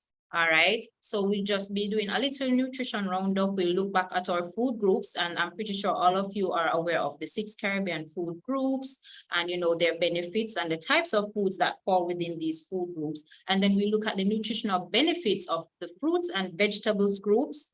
And then in the second part will be the most fun part for you guys. We'll be looking at how we can beat the summer heat or keep hydrated using our fruits and vegetables. So we look at some ways we can make low sugar or no sugar beverages such as smoothies, popsicles, etc. to keep you cool while getting the nutritional benefits of your locally grown fruits and vegetables. All right, so jumping into our first section, and I want to also acknowledge members of my team from the Heart Foundation who are also online with us. I saw Mrs. Simika Alexander Williamson. She is the advocacy officer for our project at the Heart Foundation of Jamaica. All right, so continuing, guys, you see on the screen, these are our 6 Caribbean or Jamaican food groups. So we have our staples, which provide us with the nutrient carbohydrates, and carbohydrates provide us with what? Energy, right? Energy. Right, energy. Then moving down that line, you have your legumes and nuts. So these are your peas, so your red peas, your gungo peas, your cowpeas, all of those, and your nuts. So your peanuts, your cashew, all of those, your almonds, they fall within this food group, and they provide us with protein to build our muscles, right? And to, help in the repair of bodily tissues and our organs. And they also provide us a number of other nutrients such as fiber, but we will talk a bit more about that later on in the presentation. Then we have our vegetables. Our vegetables provide us with a number of vitamins and minerals, and they form part of what group of foods? Normally you break up these food groups into 3 groups. They are the Go, Grow, and Glow. And which ones do you think the vegetables fall within? Glow. Glow. Right. So your glow foods, and so are your fruits. Your fruits and your vegetables are glow foods. So they give you vitamins and minerals. So they help you to have healthy eyes, healthy hair, skins, nails, and gums. All right. You have your foods from animals, which are also protein sources. And as we said before, proteins, they help your body to grow as well as to repair. When you get a cut, it's the proteins that you eat, that the proteins that you get from your foods, those are what help the cuts to heal, to form that scab on top, or the blood, the blood to coagulate, to form that scab so that it stops bleeding, and for the new skin to grow and, heal that cut.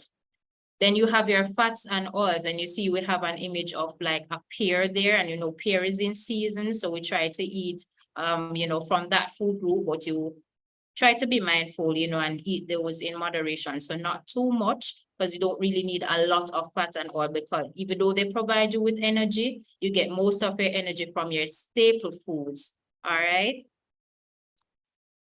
Yes, miss. Okay, good. So next slide. So we're just going to introduce you to our fruits and vegetables. We're going to look at some types before we look at the nutritional benefits. So your common types of fruits that are available here in Jamaica. So you have your citrus fruits. These are your oranges, your grapefruits, your lemon, and your lime. Then you have what we call stone fruits. And these are your plums, like those little red plums that have that seed in the middle and it's so hard. So that's why it resembles a stone. So that's why they call it a stone fruit. Then you have your tropical and exotic fruits, which are like your bananas and your mangoes. Just a moment, guys. Pardon me. All right, and then you have your berries. So your strawberries and your passion fruit, they actually fall within that category. And you have your types of melons. So the watermelons that we like, your honeydew, tomato, And then you have your tomato. So yes, tomato is a fruit. We normally refer to it as a vegetable, but it's really and truly a fruit. Then our vegetables. So we have a wide variety of vegetables available here in Jamaica, and they're also classified into families. So you have your leafy greens, so your lettuce, your callaloo, your spinach, those make up your leafy green vegetables. Then you have the cruciferous vegetables, so your cabbage, cauliflower, and your broccoli. You have your marrow, such as your pumpkin, cucumber, and zucchini. And then you have your root vegetables. So everybody should know all about your root vegetables. So your carrot, your beetroot, your sweet potatoes, your turnips, all of those.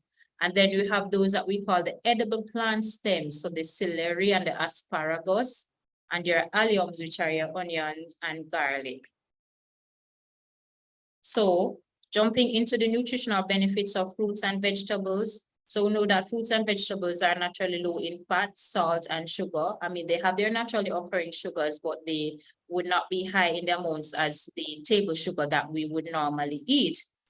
And they contain lots of beauty nutrients, which we said earlier, for your glow foods. They help us to have healthy, glossy hair, strong nails, and glowing skin. And eating some amount of fruits and vegetables every day can help you to maintain a healthy weight, can help you to better be able to concentrate while you're at school, right? Or even while you're working, and to also help to ward off sickness or disease.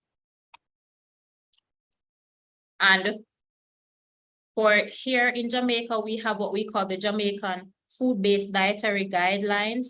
And according to these food-based dietary guidelines that were developed by our Ministry of Health and Wellness, each of us should try to have at least 2 to 3 servings of fruits and vegetables every day. So that's 2 to 3 servings. So make sure you're paying attention to what I'm saying here. So according to our Jamaican food-based dietary guidelines, we should try to have at least 2 to 3 servings of fruits and vegetables every day.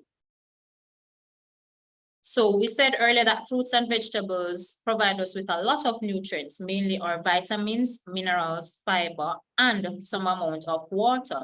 And they contain some little chemicals. You see in a big word there, it says phytochemicals. So these are just some little substances that are in those fruits and vegetables that help to protect us from diseases. So they help us to not get sick. So when you have a common cold or flu, and you say, mommy, say, okay, I'm going to juice some orange, to make orange juice and give you, that's really what she's trying to do. She's trying to get those little active substances in the orange to, help you get better. So it will actually help to ward off the cold or lessen the effects of that cold. So you have less runny nose, less coughing, so that you may get better quickly. All right, so on the screen, you're seeing just a number of vitamins and minerals that are readily available in your fruits and vegetables.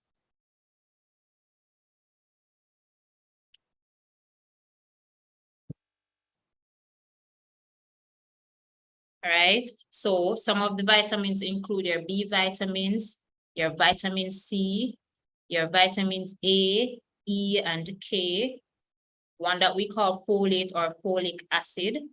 And then some minerals are your magnesium, your zinc, your phosphorus, your iron, and your calcium. All right. So vitamin C that you see there under the list, vitamin C is normally good for, warding off disease or building up your immune system. So it's also just the same example that I gave earlier about the orange juice to help you get better from your cold or flu. So vitamins are high in vitamin C. And that, that's one of the main ingredients or nutrients that help you to get better. As for your minerals, you know that iron helps to build up your red blood cell count. All right. So if you want to, if doctor says you need more red blood cells, you want to get, to feel less tired during the day when you're at school or while at work, iron is normally the mineral that would be recommended for you to, get some amount of. And you can get this from your dark green leafy vegetables. So your callaloo, your spinach. You can also get it from your green bananas and so forth. And some peas, so like your red peas, they have some amount of iron that you can get, and your calcium. So you normally get your calcium from food from animals, so your eggs, your dairy products, so your milk, your cheese. You can get calcium from those as well as. And calcium is good for building strong bones and teeth. All right.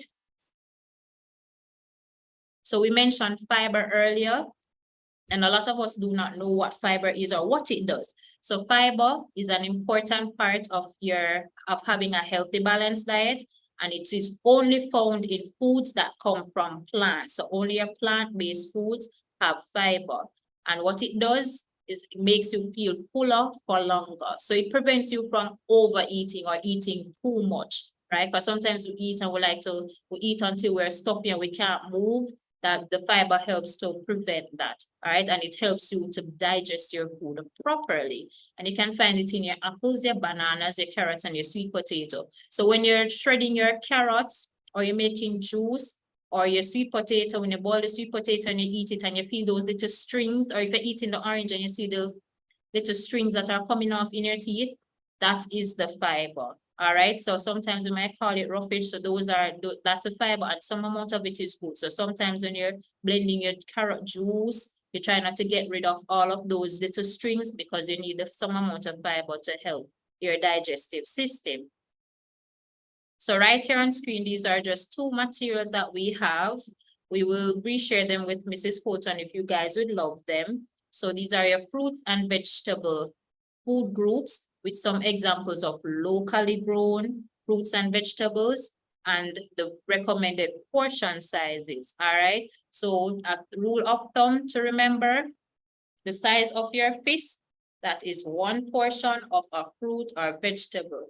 So you see there, one medium Otaheite apple, once it's the size of this, that is one portion, right? And if the doctor says you're supposed to eat 3 portions, or a nutritionist says eat 3 portions of fruit for the day, so if you eat 1 apple, that's 1 for the day. So you have 2 more you can eat. So you can say, okay, I will have a banana and an orange, and those make up your 3 portions for the day. And it's the same thing with your vegetables. So you use this as a guide. So you just remember the size of your fist is 1 portion.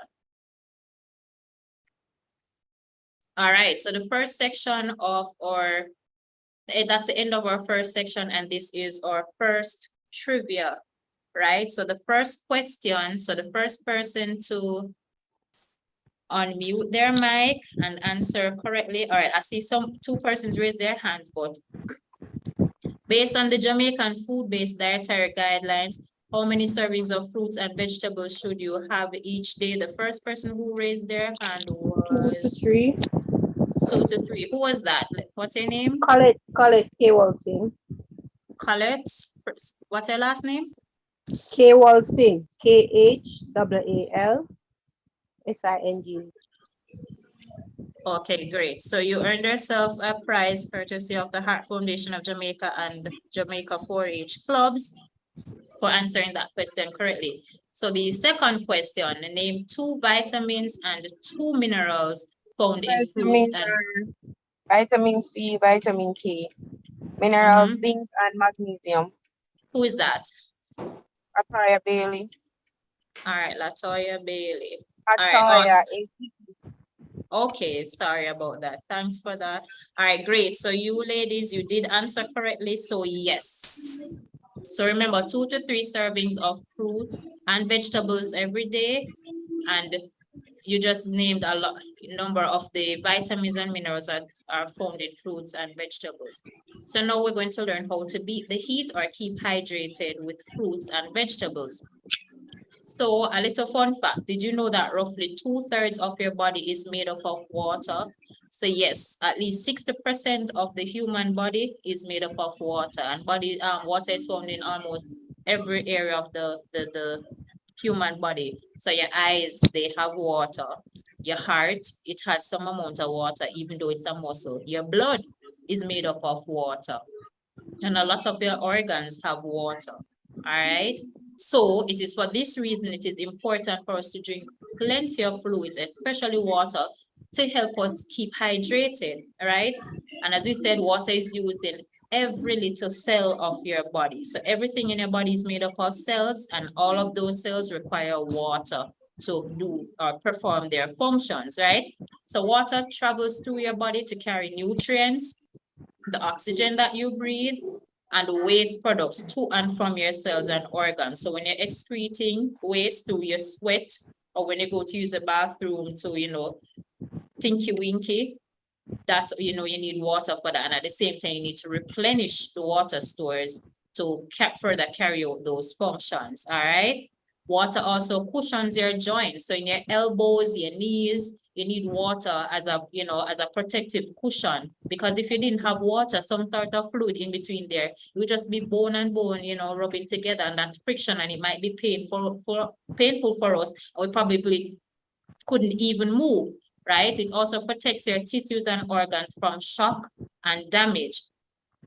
And water, as we said, it acts as a lubricant for your joints, for your mouth, for, you know, to make saliva, you need water, and for your digestive system, and also in your nose, your throat, your eyes, and the stomach as part of mucus.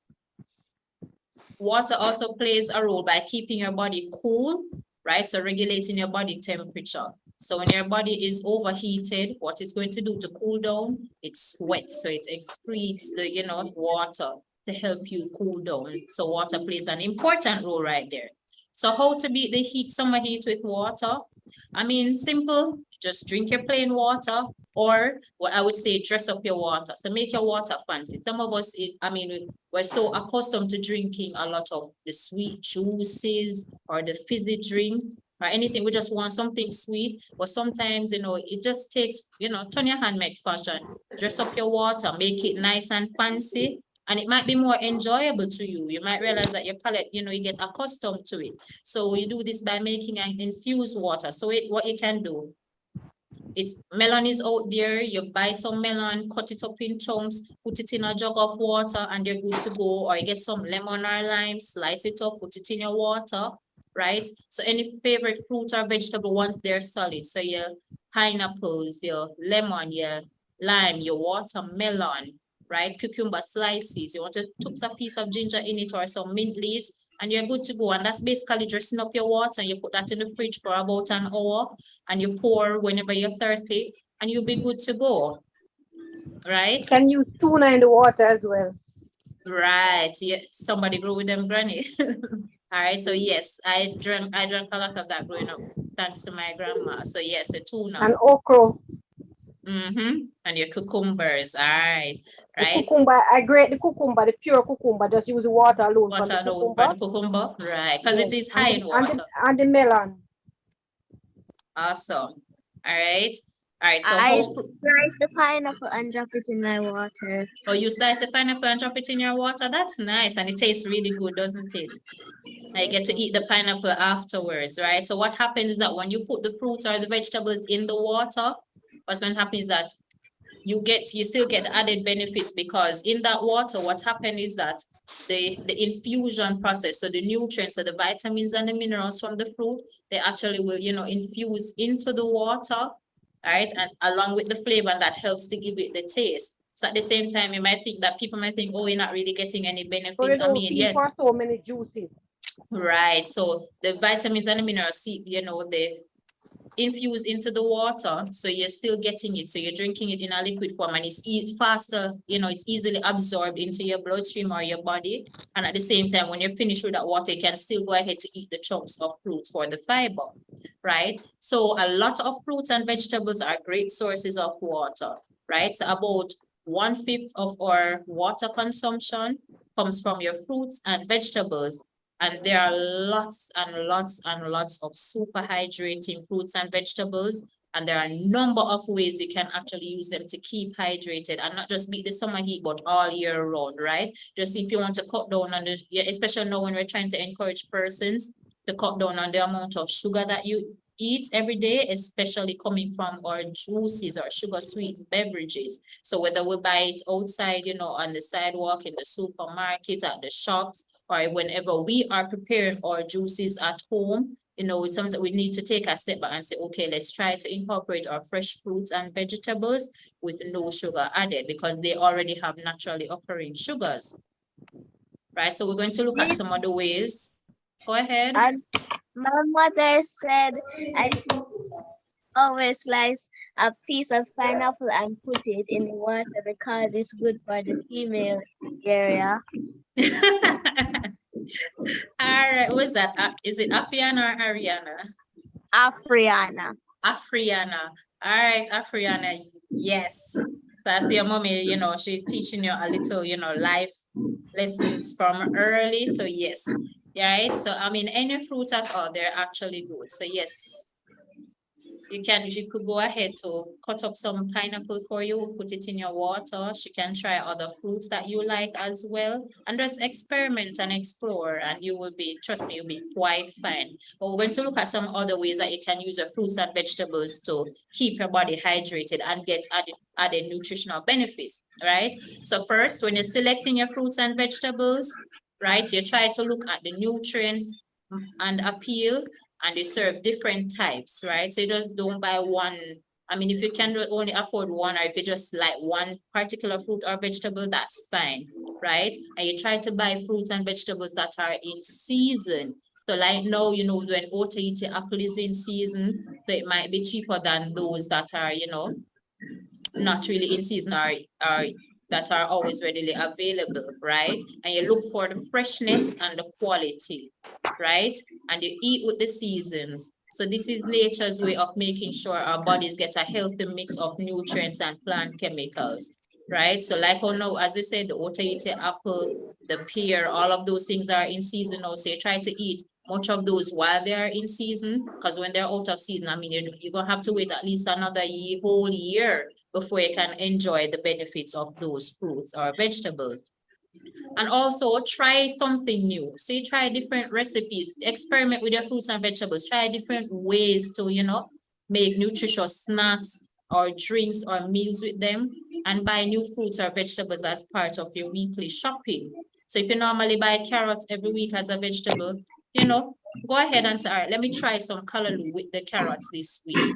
All right, and you let the colors guide you. So always say try to eat from the rainbow. So you have your red fruits or vegetables, then you have your yellow and the oranges together, you have your greens and your purples, all right, just as you see there.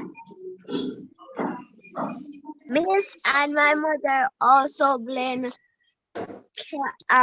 cucumber, callaloo, and ginger. Also, she blends Because cucumber to make because a green juice. Yes. And Nice. sometimes we put carrots in there to give it a pretty color. Okay, nice. Hi, mommy. Hey, Afriana, your mommy going on with things. I'm going to send something special for you and mommy. And I like that mommy is, you know, encouraging you. She also includes you in the preparation. So she help you to, she ask you to help pick out, cut up, or prepare anything. Yes, Miss, she actually is teaching me how to cook. Good girl. That's awesome. So by the time you get older, you'll be a nice little Jamaican chef. That's good. All right, so now we're going to look at how we can actually use our fruits and vegetables to make low sugar or no sugar healthy snacks, especially vegetable beverages, to keep us cool, all right, or keep the body hydrated.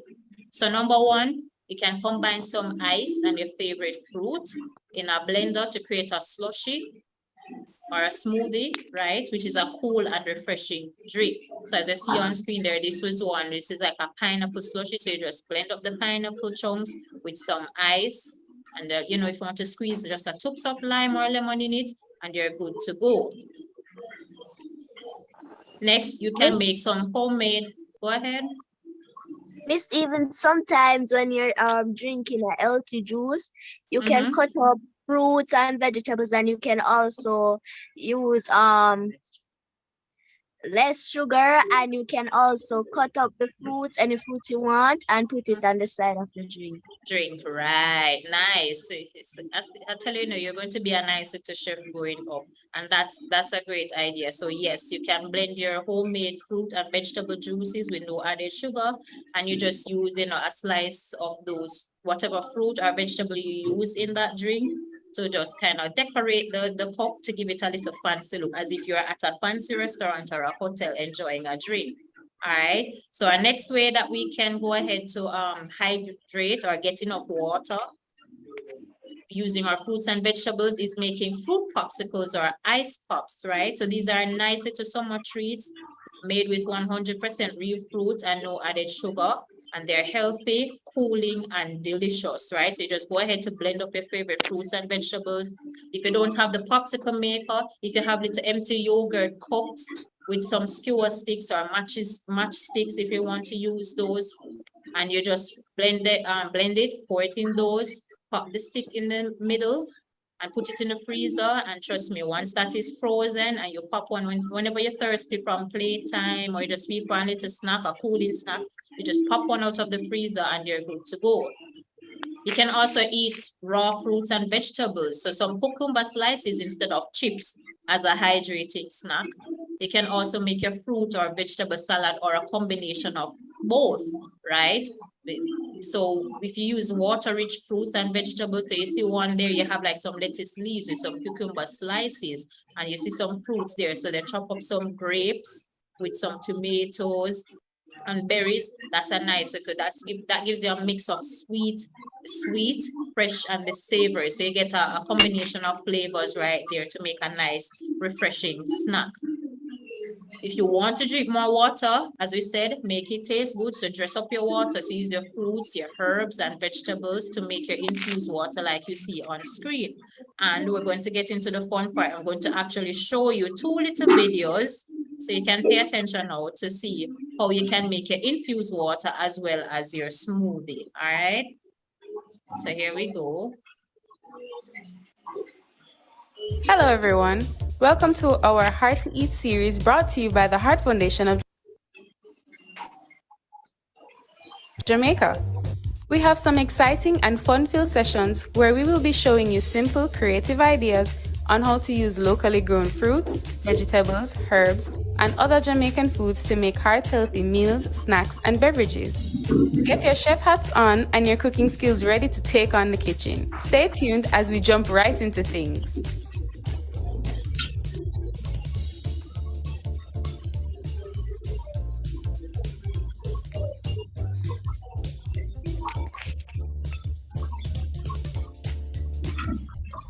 So, Joshua, we're here today. We're going to be making water, if that's possible. All right, we're going to be making infused water. So we are, as your bib says, yes to water. We're being encouraged to drink more and more water. But this is something, water is flavorless. And a lot of times we don't enjoy it. So we will go towards the sweet drinks, right? Because there is flavor there. So what we're going to do today, we are going to make water more flavorful without the sugar. So, and this is our infused water. And what it is, it's simply just water and flavor. So we are using our fresh fruits and vegetables to infuse. We're gonna get the flavor from these into the water. So instead of going for the sweet flavor, we're gonna have a really refreshing drink and infused water. And this is how simple it is. You basically just get your fruit or vegetable of choice, and we're gonna do a pineapple and watermelon. And it's this simple, guys. Just go ahead, cut up your fruits, and you drop them into the water. That's it. It couldn't be any more simple than that. Your watermelon. And you can leave this anywhere from, that's it, 4 hours to overnight, and you'll have a really refreshing beverage to drink without the sugar. And you know, when it's really, really hot, this beats everything else, your infused water. So which other, we have here a few things, Joshua. What are some things that come to mind that you think you would enjoy having the flavor in your water? Lime. Lime? Let's try lime. Yeah, so we could do just simply a lime water. And what we do with that one, we just simply just cut up the whole lime, and we drop it in the water. Anywhere 4 hours to overnight, you have something delicious.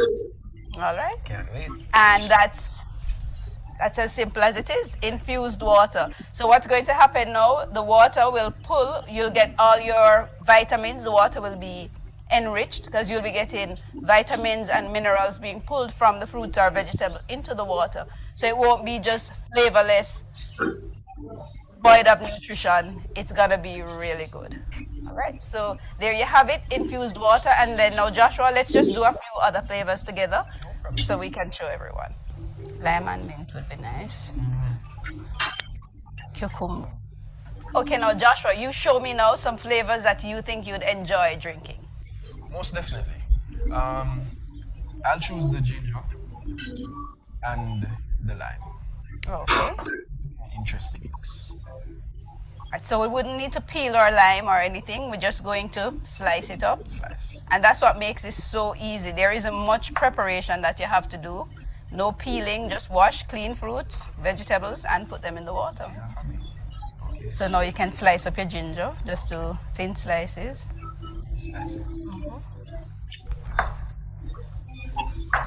All right. That's it. Yeah, keep going. You can add a little more.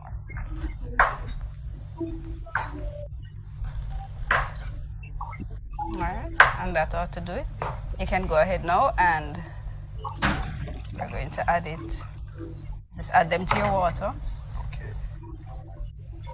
And these you can leave in the fridge, get them nice and chilled. And as we said, 4 hours to overnight should be good. Right, so that, and let's get another one. Let's try another flavor. You want about like cucumber and mint. Should be very cooling. Cucumber mint. Yeah, we could do that one. Excellent choice. So just our slices of cucumber and sprigs of mint.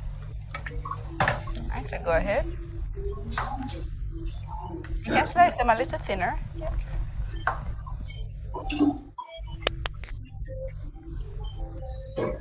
One more should do it. And then, or we can add some mint to it. Let's pick some mint. Let's pick some mint. Yes. Okay. All right, that ought to be good. So just stick your mint in, stick your cucumbers in there, and that's gonna be really pretty and refreshing. And refreshing. Yes.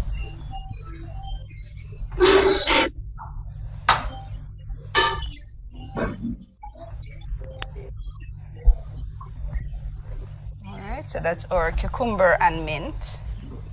So that's our second one. And any other ideas you see there on the plate?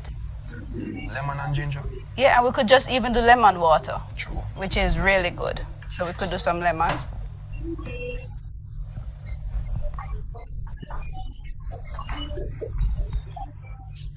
Just turn it flat side down, and slice, thin slices.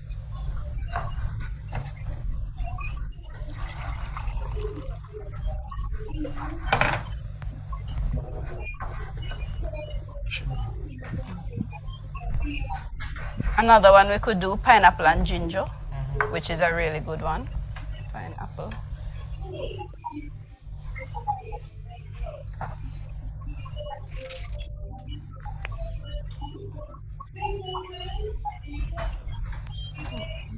Can even just drop this whole piece in. That's all right. And then we're gonna do pineapple and ginger, which I don't have the pineapple. Okay. You can get your ginger. You just drop your ginger in, mix in the water and the pineapple.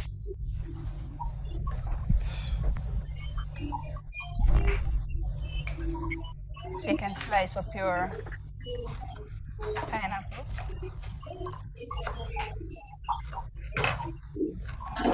Very good.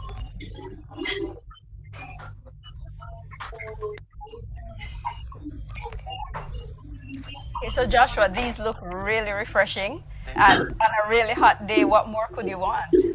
So our flavors that you came up with, we have our pineapple and ginger. This was ginger lime. We have our mint and cucumber and lemon. And these look really, really good. And we're gonna try them in a little while, but remember, always allow the flavors to infuse into the water, and that will take time. So we say anywhere from 4 hours to overnight, and you'll have something really, really good. Joshua, definitely we would want. All right, great. So there you learned how to make your infused water. So the final video I'm going to show, we're almost at the end, so just hang tight, is how to make your... Hello everyone. Welcome to our Heart to Eat series brought to you by the Heart Foundation of Jamaica. We have some exciting and fun-filled sessions where we will be showing you simple, creative ideas. So, Joshua, we're here today. We're going to be making water, if that's possible. All right, we're going to be making infused water. So we are, as your bib says, yes to water. We're being encouraged to drink more and more water. But this is something, water is flavorless. And a lot of times we don't enjoy it. So we will go towards the sweet drinks, right? Because there is flavor there. So what we're going to do today, we are going to make water more flavorful without the sugar. So, and this is our infused water. And what it is, it's simply just water and flavor. So we are. Hello everyone, welcome to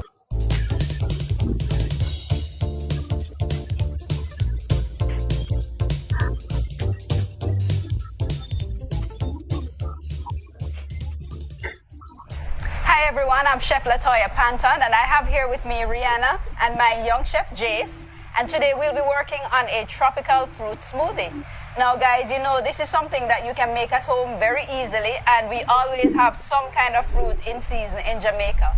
Now what we have here, we have some papaya, sweet pineapple, mango, bananas, and we have some orange juice. So now this is something, Rihanna, when you're studying, you always need to be, you should be having really nutritious foods. And this is something that will be quick and easy for you to just go and blend up. And also for you, Jace, this is something that mommy and daddy will allow you to get into in the kitchen using the blender. And of course, just being very careful. Now it's very simple, guys. We went ahead and peeled these up for you, but you could also have had these peeled and frozen in the freezer to just pop in the blender, right? We're also going to add to this some yogurt, and if you can't have milk, you can leave out the yogurt, but this will make your smoothie a little bit more nutritious. Okay, so now you guys can go ahead and just put this together quickly and just show everyone how quick and easy this is. So let's get the blender. We're adding a few ice cubes to this just to cool it down a bit. If your fruits were frozen, you wouldn't need the ice cubes. So go ahead, Jace. You want to add some ice. Rihanna, you can add some papaya. So go ahead, Jace. All right, let him just add the ice. Okay, good. And then Rihanna, we can add like a half of that. But all the papaya. Jace, can you manage to get some of this yogurt in first? I will just add a half of that yogurt. Just pour that in. We won't be adding any sugar to this, guys. And we usually have, nice sweet fruits going. The banana, of course, will give us some sweetness as well. Yes. And it's important that we're using nice, fit fruits for this, so we'll get the advantage of the flavor, the sweetness. Just going to get our banana peeler. So we can put about half of those pineapples in there. All right. And this is a good way now to get your sweetness in without the sugar, using your fruits. And then you're gonna get some mangoes. Add your banana, Jace. And Rihanna. And when it's mango time, guys, we have such an abundance of mangoes in Jamaica. More than we can eat. You can always peel these. Mango? Yeah, and we can add a little more. We can always store up our mangoes, so we have it out of season. Just cube them up just like that and freeze them.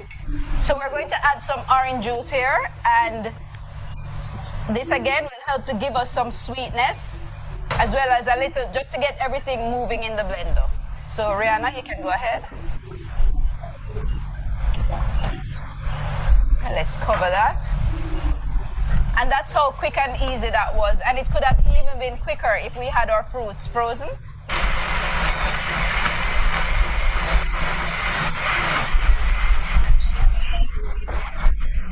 Our tropical fruit smoothie is ready to pour. And Jace, is there any question that you wanted to ask? What other fruits do we add? Okay, now you want to put in here fruits that you really love to eat. So let's say we can get frozen berries to buy. We could use those. Strawberries. But what we want to do first, think about what is available in Jamaica at the time, what's in abundance. One thing that can even go in here, guys, which may seem a little strange, is avocado. You could actually use avocado in your smoothies, okay? Try unusual fruits, like even our naseberries. And you can put ginger, you can put lime, you can put lemon, you could put melon, you could do a melon and lime smoothie, okay? So just think about what's available, what is in season, and use that. So Rihanna, what's your favorite Jamaican fruit? My favorite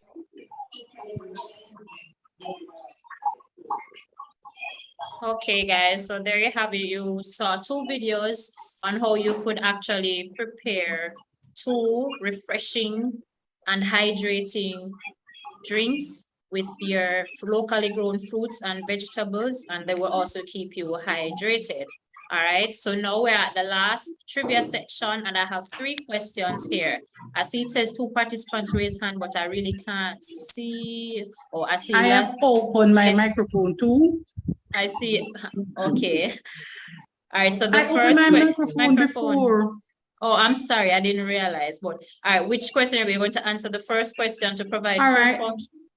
Okay, 2 functions: keep the body hydrated, Mhm. and it also helps with the oxygen, nutrients, and it also helps with the moving of oxygen and nutrients in the body. All right, and just to confirm, that's Carol Phillips, right? Carol Phillips. Carol. All right, Carol. So great. Second- That is indeed correct. I Second see. question, Go ahead. watermelon. Mm-hmm. All right, great. That is correct. Watermelon. What's your name? Remind me of your name. Sharon Richards Graham. Sharon Richards Graham. All right. And for the final question, who is the final bright spark who's going to give me 2 ways in which you can prepare fruits and vegetables to keep hydrated? Afriana, Go ahead, Afriana. put pine in the water and lime with lemon. Mm-hmm. That's one. So you're making your infused water, and Infused one water. other way, right? One other way. So we looked at the infused water. What else we said you can do? One more, just one You more. can put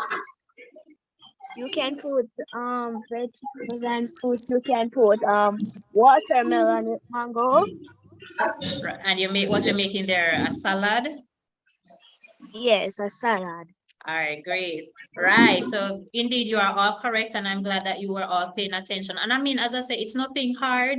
It's easy. It's information. I mean, it's what we know. And as elders always say, you just have to use turn your hand, make fashion. So with our, abundance of fruits and vegetables that are here available in Jamaica, we always stress, and I like that Mrs. Fulton and the team at 4-H are, stressing the point of fruits and vegetables, because here in Jamaica, we tend to forget about those, and we don't eat a lot of fruits and vegetables. Even in our daily lunch, when we go to buy our lunch, it's a regular rice and peas with fried chicken.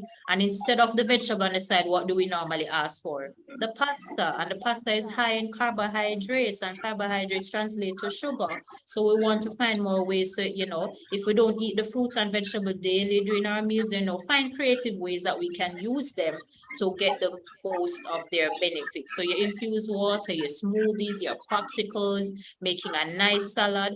Those are some of the, interesting ways. So we're basically at the end of our presentation. We're just going to give a recap. So we know that good nutrition provides. Go ahead. Listen, sometime when we are finished eating our dinner, they want sweet dessert. Right, to feel for something sweet. So instead of going for a piece of cake or some ice cream or candy, we can just, pop a piece of fruit. So if we cut up some melon slices with some pineapple, apple, and put it in the fridge, or that same salad that you say you cut up your fruits and vegetables, instead of, having the dessert afterwards, we just pop a piece of fruit in our, in our mouth, and we're good to go. So good. I love how you are, very attentive, and you're all about this, Afriana. So great going, and I love that mommy is keeping you in tune. So keep it up. So we're just closing off. So we're recapping all the information that we discussed. So we know that water, vitamins, and minerals. And you can also slice the fruits very small and put them in the jello as a dessert. That's good, girl. Awesome. So you see, guys, I mean, we can all take a page out of Afriana's book if we didn't have these ideas before, or we thought about them, but just making that one little change daily, and it become a healthy and lifelong habit, right? So we know that there's a wide variety of fruits and vegetables, and a lot of ways you can use them to stay hydrated while getting nutritional benefits, right? And we know that water plays an important role in the body in keeping hydrated. Or if we, sometimes we don't like to drink the plain water, we find ways to dress up our water or just turn to fruits and vegetables that are high in water to get hydrated. So your foods like your tomatoes, the cucumbers, your melons, the lettuce are some of the many fruits and vegetables that can be transformed into smoothies and other treats to keep you hydrated. So that is the end of my presentation. If you have any further questions, comments, go ahead.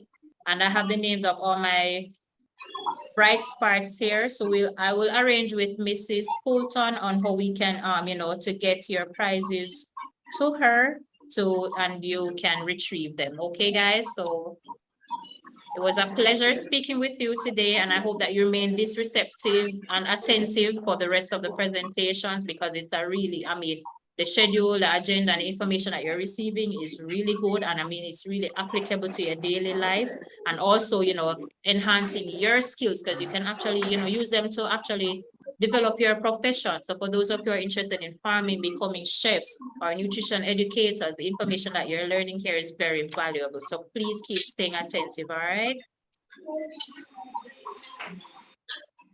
Thank you. That was absolutely awesome, Ms. Pike. Thank you so much for your presentation.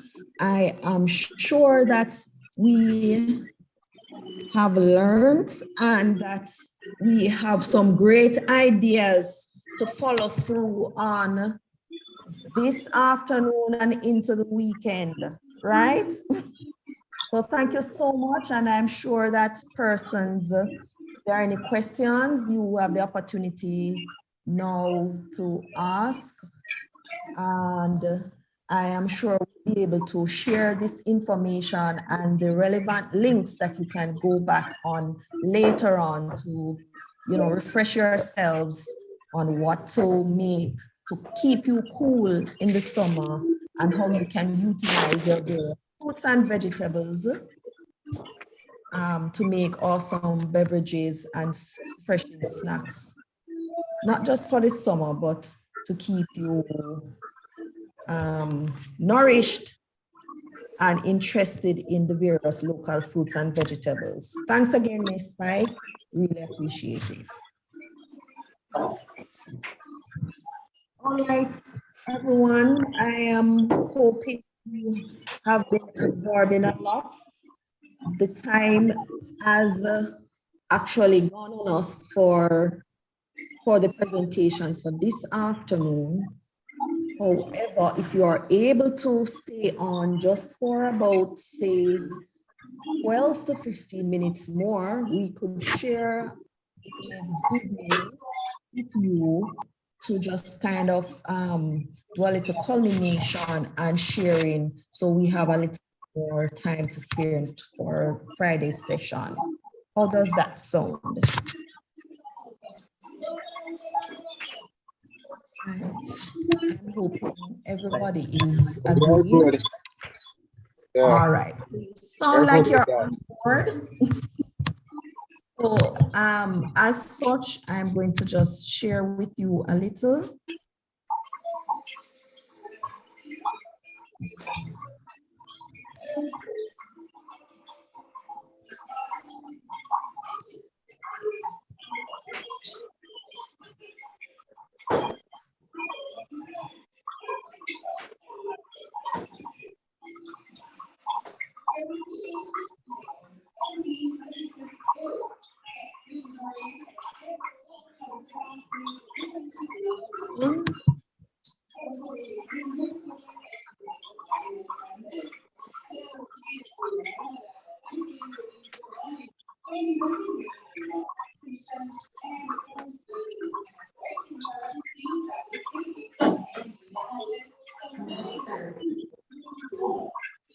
Okay, I'm hoping that you're seeing has everyone seen the video?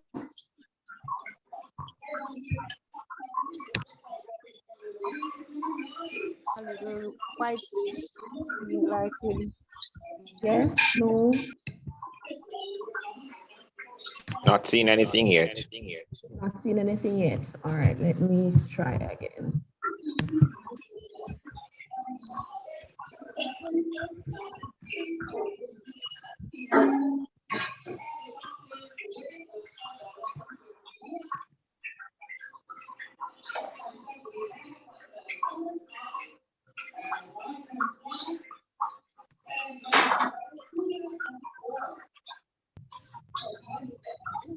right, how about now? Miss Racine. All right, great. Jamaica 4-H Club presents sandwich Right, making so we and are serving there. better. Great.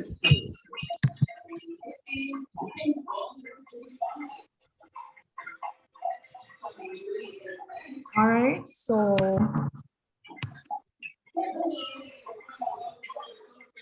let's go to another sandwich making training.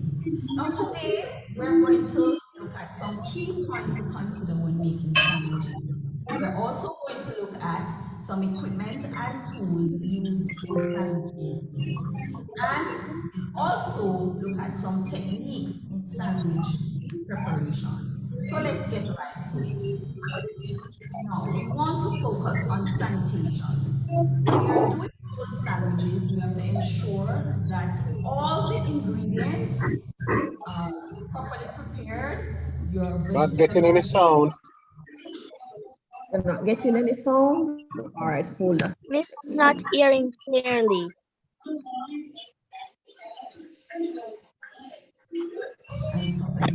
How about now? Utensils and work surfaces are clean, so we don't have contamination. Are you hearing then? Yes, Miss. It is very clear.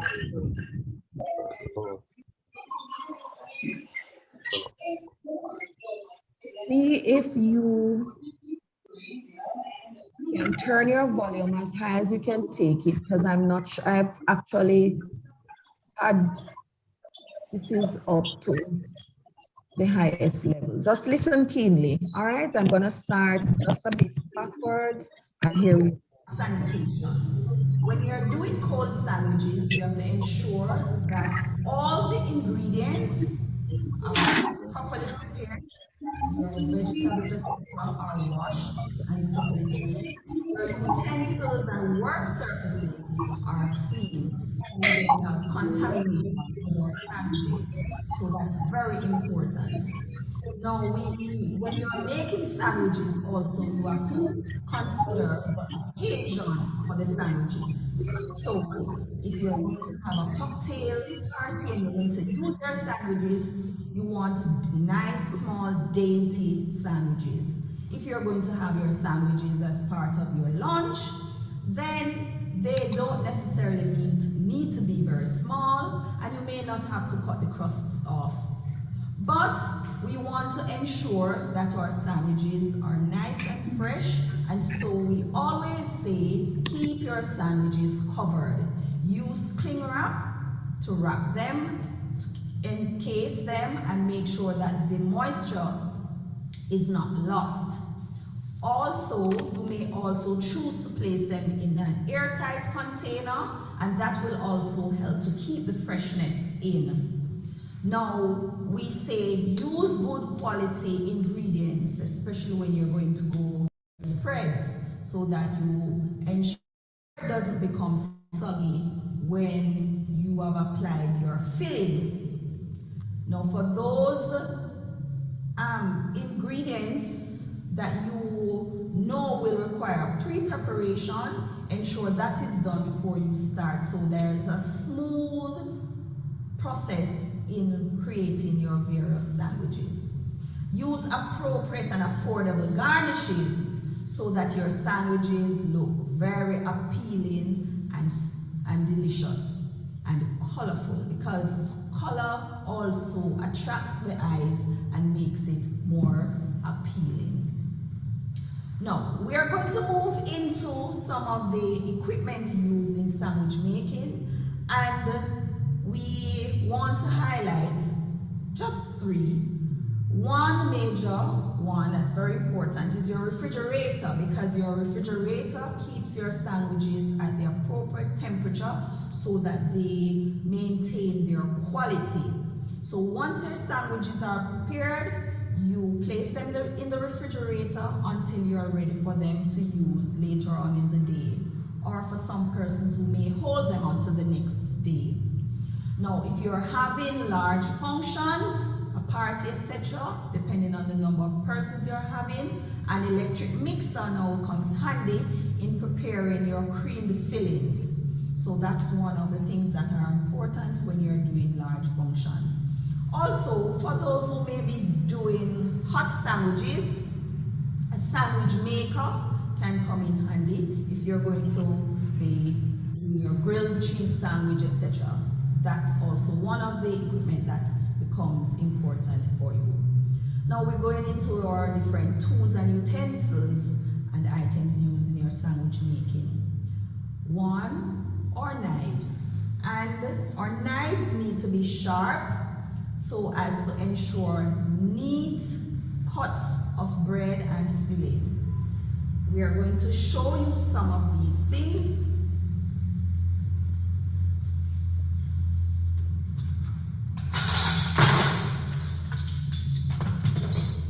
And so, as it relates to our knives, we have different types. Our sharp knife that we use for cutting. We have our bread knife that has a serrated edge that helps to easily cut your bread into various shapes.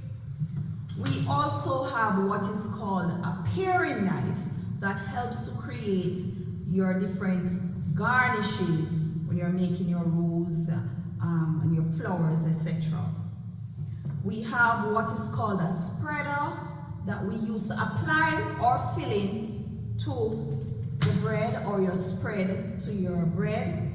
Outside of this, we can use a regular dinner knife. Some other tools that we use, a wooden spoon, especially where we're creaming our mixture for our filling. Example, your cheese, which we'll use later on in our series.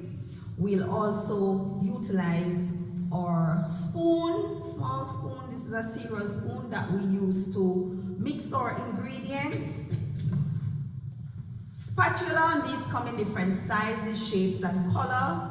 Doesn't matter as long as it is the appropriate size for you. This helps to scrape away the mixture from the bowl. And we also have our food tongue. A small food tongue helps in the handling of your sandwiches. So reduces using your hands and reduce the likelihood of contamination also. Now when you're following a recipe, then weighing and measuring is important. And so your measuring cups and your measuring spoons are important, along with your food scale. So you weigh and measure your ingredients for your recipes. Now we also have what we call our serrated vegetable cutter, which is good when we're also preparing garnishes for our sandwiches. And we have here a piping bag along with coupler and nozzle or piping tip as we call them.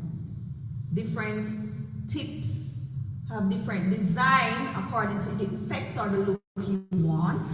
This will help you to pipe your filling onto your bread, especially if you're doing things like your open face sandwiches. We have our vegetable curler, and this helps to create nice designs, especially if you're using carrots and cucumbers for garnishes. In terms of molding, we have our different cutters, cookie cutters, different materials, different shapes, different sizes, depending on the desired effect that you want to have for your sandwiches. Now, we also need to have our rolling pin. So if you're going to create your pinwheel sandwiches, your roll-ups, etc., this is important, your rolling pin. Now, we also have different types of picks. We have a wooden and plastic picks, and they also come in an assorted color or plain if you want. So depending again on the look that you want or the purpose, then you will use any of these that you require. You may also have skewers if you're making certain types of sandwiches, so you get a particular look. Say if you're going to make a sandwich that looks like a lollipop, for example, then these can also be used. Now, I want you to also remember when you're going to make your creamed cheese from your cheddar, a strainer is important. You rub your cheese through the strainer or other ingredients. We also utilize various bowls. They may be glass or plastic, and also of different sizes, so we can create or mix our fillings and also to store different ingredients in. We have colander. We are going to be washing and draining our vegetables, then a colander is important. And of course, we're going to be cutting bread and also our vegetables, and so your cutting boards become important also. Now, as I mentioned earlier, you will need cling or plastic wraps to wrap your sandwiches to keep the moisture in, or a food container with a lid to enclose your sandwiches, tight lid so that the moisture isn't lost. Now, also, we must mention our various towels or dish rags, or dish towels, and our food net to cover our area to protect our ingredients or sandwiches. All right, now one more thing or two more things. When you're going to present your sandwiches, then your platters come into play. They come in different shapes and sizes, so depending on the quantity and size of your sandwiches, then you will choose your platter or your serving container, your serving plate accordingly.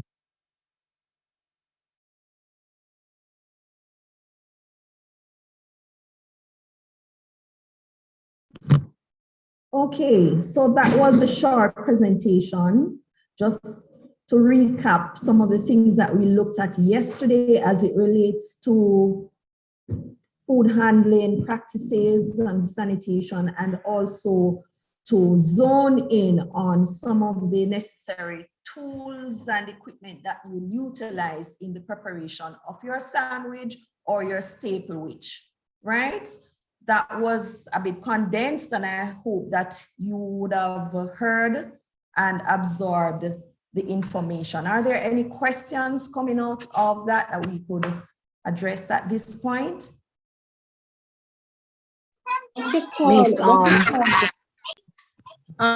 Excuse me, the long stick, you have pick and the long stick. What's the name of the long stick one? The one that's skewer. It's called a wooden skewer. There are metal skewers and there are wooden skewers. So we use the wooden skewers in producing certain types of sandwiches. So as you're going to be making something looking similar to a lollipop, where you probably put a pinwheel and place the skewer in it to give it effect.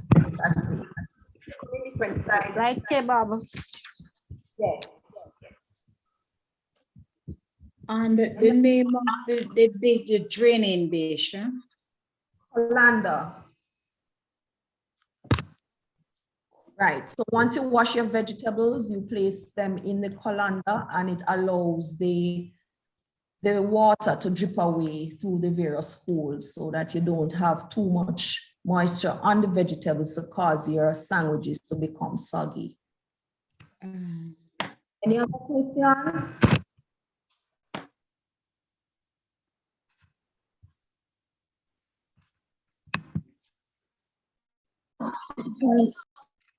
Yes, go ahead.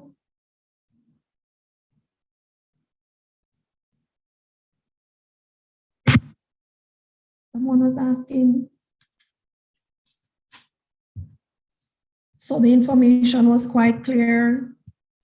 We understand what are the things that we'll need to use. And again, you may not use all of those things. It was. Yes, very much so. Great, great. So moving into tomorrow's session, then we will look a little on some of the, not tomorrow, sorry, Friday. Friday, miss.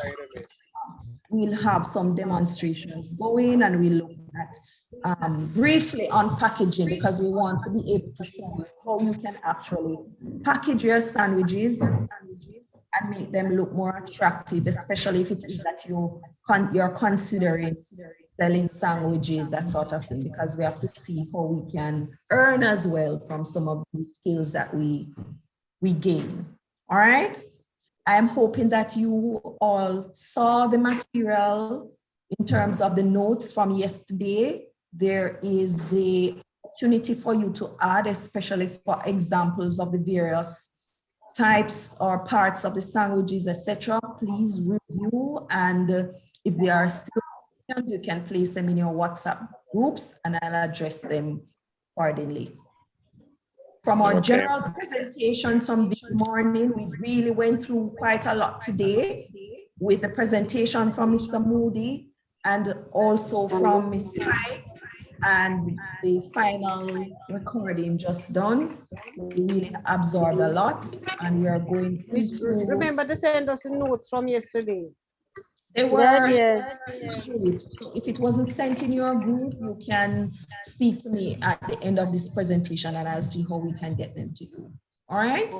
Okay. All right. So if there are no other questions, thank you so much for sharing in today's session.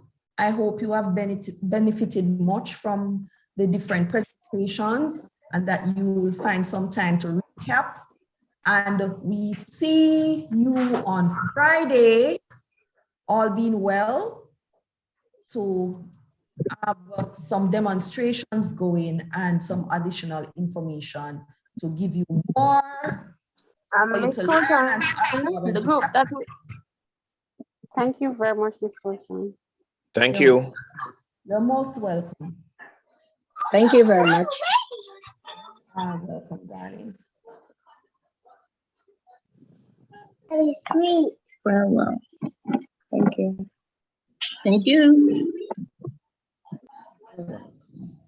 So persons who are having challenges with getting the information in the group, let me know so I can direct you to the relevant person or group to assist you.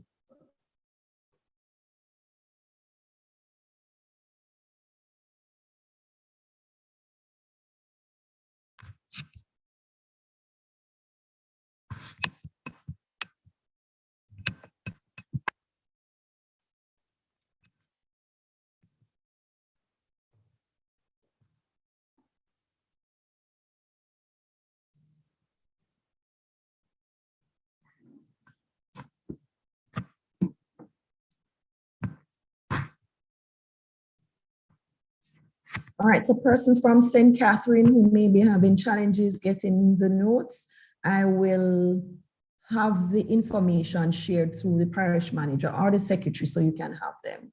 All right? Okay. All right, so that's for St. Catherine. Any other parish that hasn't received the notes?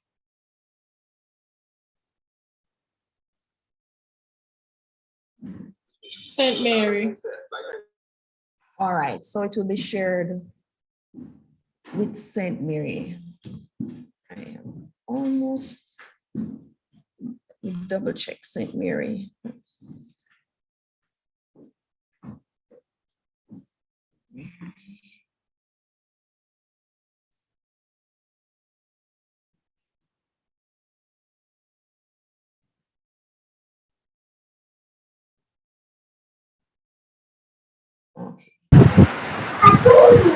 Good evening. What about St. Thomas? Is there any WhatsApp group for St. Thomas?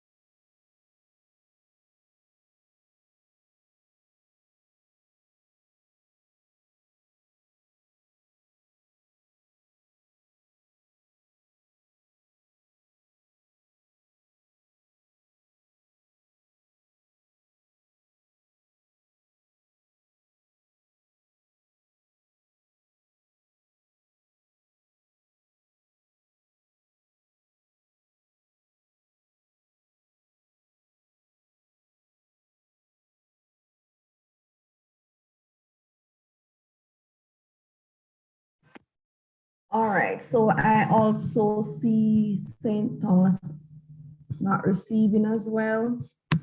So give us a little bit and we'll get that information to you as well. Who is not in the WhatsApp group?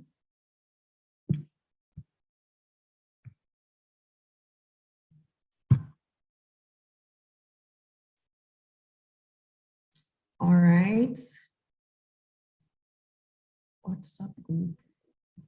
Oblak workout. Get ready. 3, 2, 1, go. Round 1.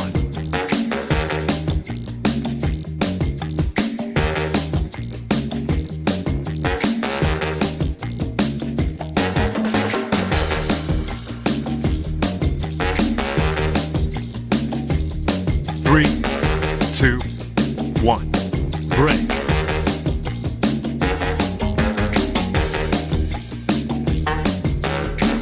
3, 2, 1, go. Round 2.